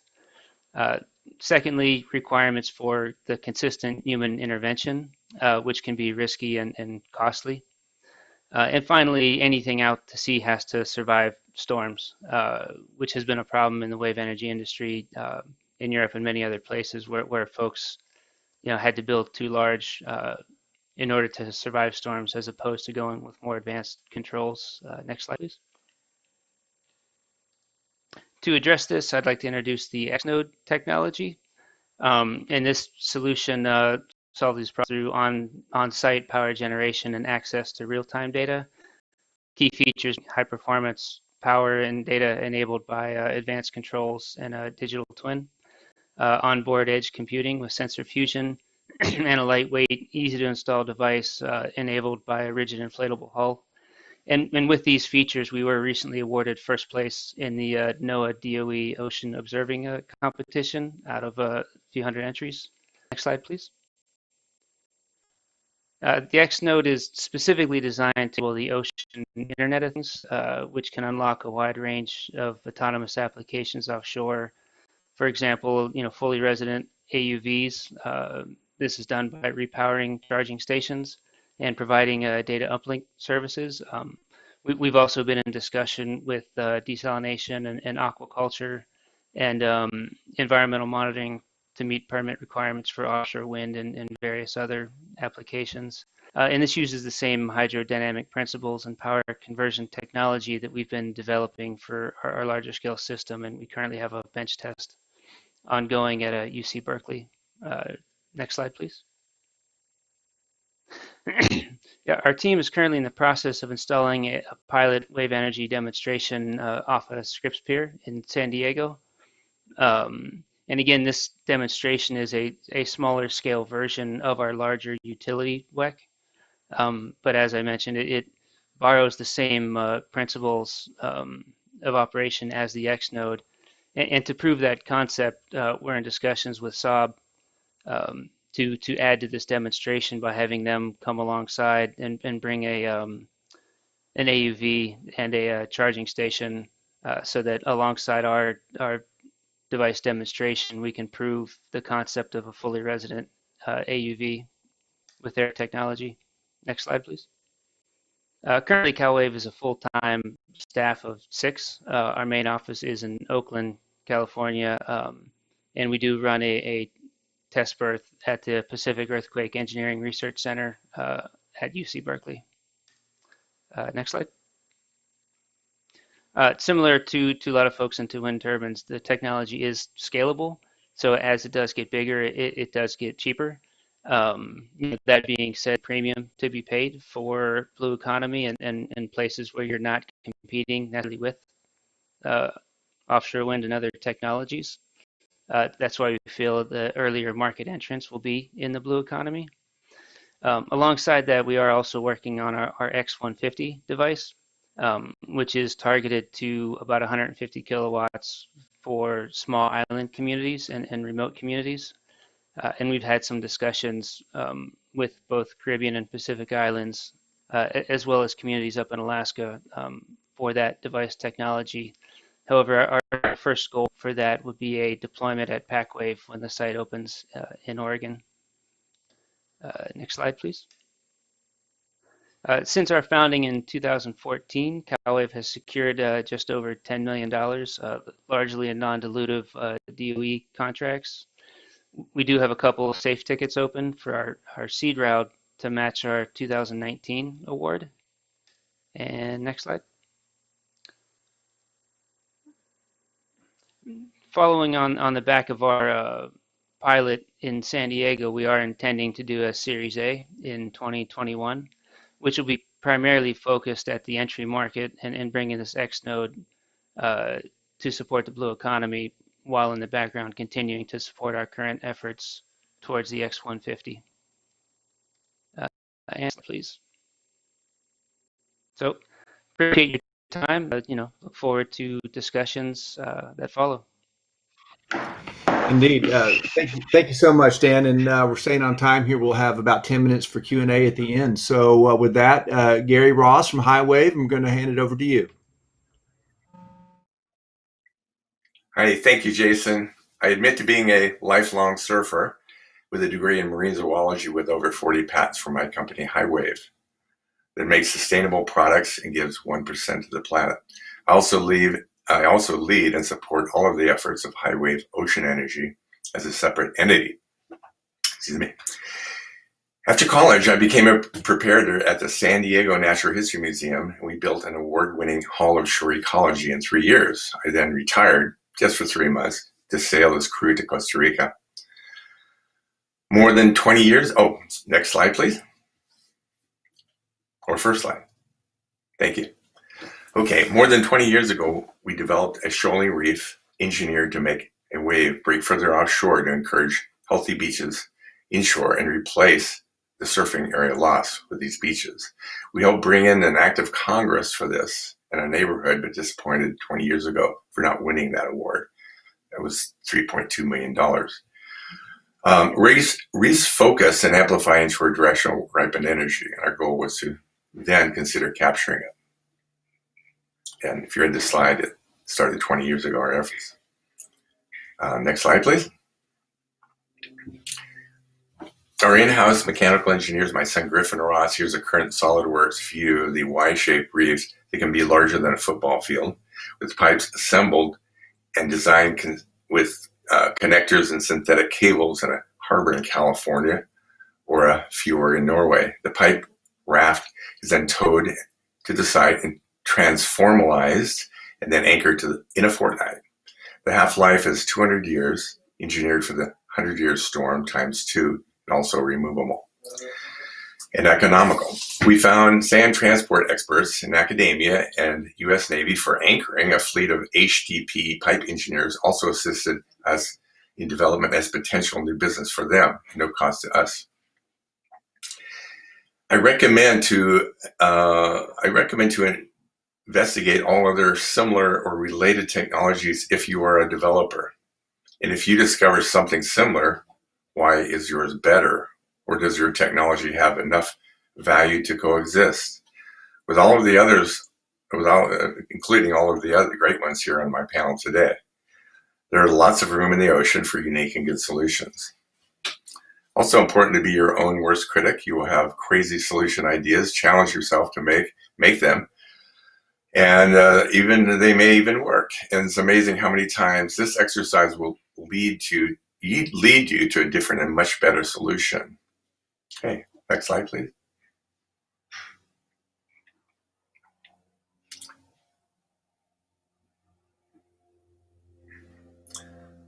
Okay, we all know the coral reefs can capture 97% of the wave's energy on a reef. Reefs were created by tiny marine invertebrates. No human technology even comes close to the 97% yields of these invertebrates for energy capture. These coral reefs also protect shorelines by absorbing that energy more offshore. But wait, no sustainable methods are known to exist for man to protect shorelines. Wow, okay, proof enough for me. We can't compete with nature, and especially these brilliant problem-solving invertebrates. But we can be inspired by nature's solutions. Open source software is everywhere, but downloading it takes time and perseverance. Note here that HDPE is made of natural gas, but sequesters all of the carbon in the pipe and not the atmosphere. Next slide, please. Okay, shown here are two larger scale models for advanced model testing at OSU. Besides bootstrapping, we did invest in bathymetry study of an ideal natural reef with Fugro and hired Oceaneering for the project we did not win. And most recently invested in a full 3D modeling study with Sea Engineering in Hawaii. This for a roadmap for a practical reef design. At some point, you need to invest to make real progress. Next slide, please. Okay, the 7th generation wave energy converter is acrobatic and economical and also scalable. It looks like a marine invertebrate in this view. The articulating design is non-specific and adjusts to tide. A colony is possible, pushing pressurized water into a pipe main and then to shore for conversion on a shack on the beach. Next slide. Okay, these collectors are removable for maintenance or upgrades easily and unique. They move like local giant kelp species in flume tanks at the Scripps Institute of Oceanography and Testing. This latest full-scale ocean-ready version shown here impatiently is waiting to ride some 7-foot waves at OSU's famous flume tank in Oregon through the teamer process with a grant to POET. It's still waiting for a COVID-free scheduling date. We hope very soon. The collector is shown all dressed up with the elastomeric cover that protects mechanics, increases surface areas, and respects local marine life with kelp biomimicry to fool vertebrates diving in the area also. Okay, nature is perfection and lots of solutions waiting to be discovered. But I wonder, is it possible to preserve the amazing view of the ocean from land and maybe even without offshore towers or larger orange objects floating in the ocean? How about a way to charge a Tesla from a cable from the shack on that new sandy beach? Next slide. I hope this overview of our work and with the amazing technology of my colleagues in this panel will help to assist those exploring this area. I also am very grateful for all that have helped us along our pathway over the many years. So good luck to anyone ready for this kind of adventure to develop much needed solutions we still urgently need for conservation of our beautiful planet. Thank you. Thanks, Mark. Excellent. Gary, thank you so much. And with that, we're going to open up to a few minutes of Q&A, and I'm going to leave it to the TMA team to tell us when we run out of time completely. So you heard Gary mention TEAMR, and some others mentioned TEAMR. I should probably clarify that a little bit. TEAMR is the Testing, Expertise, and Access for Marine Energy Research Program. That's a DOE-funded program. My organization, POET, was selected to be the network administrator of that, and we're now in the second round of making grants under the TEAMR program. Just a quick show of hands here. How many folks here are have applied at this point to a TEAMR round? I know there's a little delay, time lag here. I'll say we're thinking about it. We're working on it. Sure. Good. Well, you should be. So the second round is open right now. You can go to the teamr-s.org website and learn more about the TEAMR program. An excellent opportunity that we're going to have multiple rounds of funding to help companies just like yours work with organizations like PNNL, NREL, and university, and other testing capabilities around the country with an expanding list of those facilities on an ongoing basis to help with tank testing, modeling, and bench testing, and eventually we hope to include open water testing. So one of the sort of the themes undergirding all of this from my perspective, having watched the sector evolve over the last 10 or so years, is moving from being exclusively focused on utility scale to identifying these newer market opportunities that we sometimes refer to as the PBE markets, or powering the blue economy, yet another acronym that we can rely on. I think it's actually Simon's fault if I'm not entirely correct about that, but PBE. So I'm curious. When I think about PBE, I think about markets that are available today or will be soon, but also an opportunity for us to continue to refine our technologies to be able to tap other markets or eventually utility markets. Somebody raise your hand if you want to talk to how your company is working within the PBE economy, but also think of it as a stepping stone to other markets as you refine your technology as it scales. I see Dan's hand up first. Go ahead, Dan. Sure. Thank you. Appreciate it. I think it works really well with us. I agree. We were focusing almost entirely on utility scale as of maybe even 2 years ago.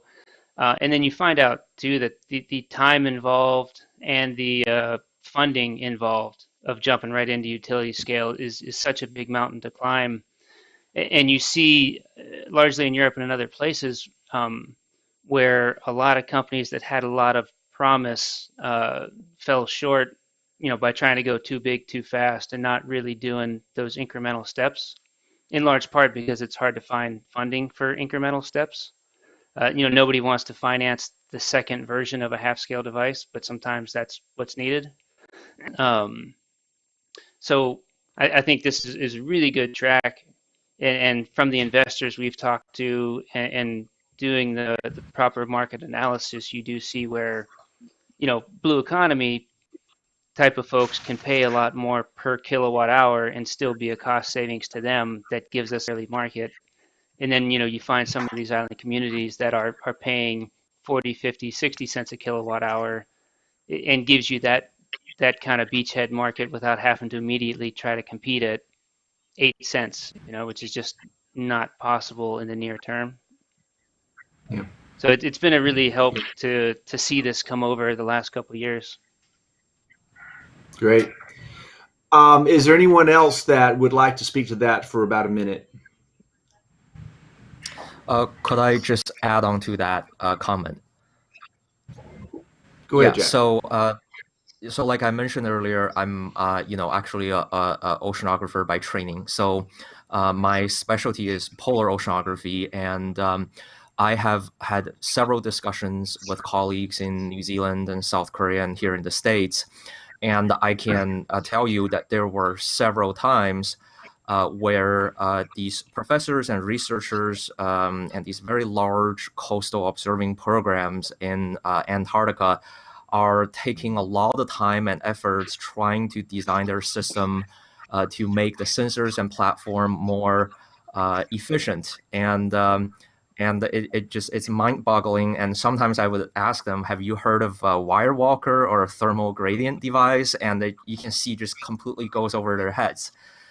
So I think just that, you know, the blue economy and sort of the small scale end users could really benefit from the community becoming more vocal and talk about our technology more and how these projects we're working on can benefit existing use cases. And like you mentioned earlier, this could be a really great stepping stone to grid scale ocean energy. Thank you. Let me ask you a different question, and again, raise your hand if you want to address it. Besides electrons, whether on the grid or charging a battery, we heard also, you know, hydrogen production or fuel production. Is there some other product or value that you derive from your technology that adds to the overall value proposition of your technology?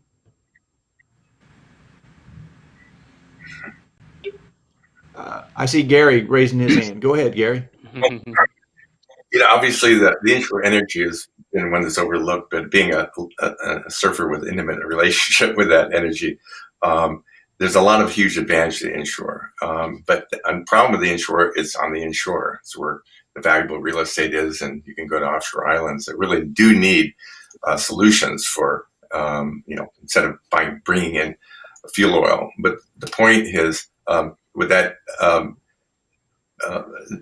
so our particular design is multifaceted and multi-benefit, and so that is very consistent with the blue economy and the vision of the blue economy. And I think some of our maybe perceptions along the way have been difficult because they're very real potentials and benefits in entirely different areas. But we do feel that because it's in the inshore, and we do believe strongly that there's huge potential and the greatest potential in the inshore, because that energy is directional and it's also slowed down and in some sense ripened. And I think over the last 20 years, we've learned the hardships and offshore attempts of billions of dollars. And of course, we need the energy on the shore. But if it's on the shore, it better have some other benefits. And recreational is one for us. A surfing reef. Also, probably the most important and most urgent need right now is shore erosion. There are no solutions that are sustainable. You know, seawalls reflect the wave energy back to the ocean, take the sand with it.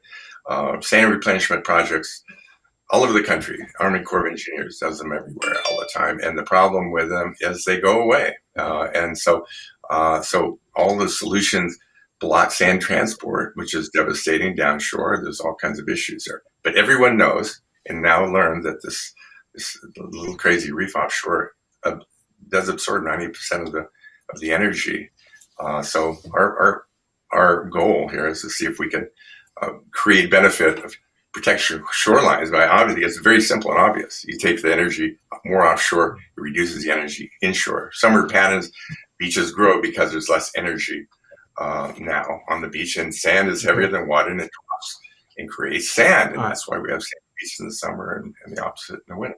So that's thanks, Gary. Let's just keep on real quick. By show of hands, how many companies have received federal funding?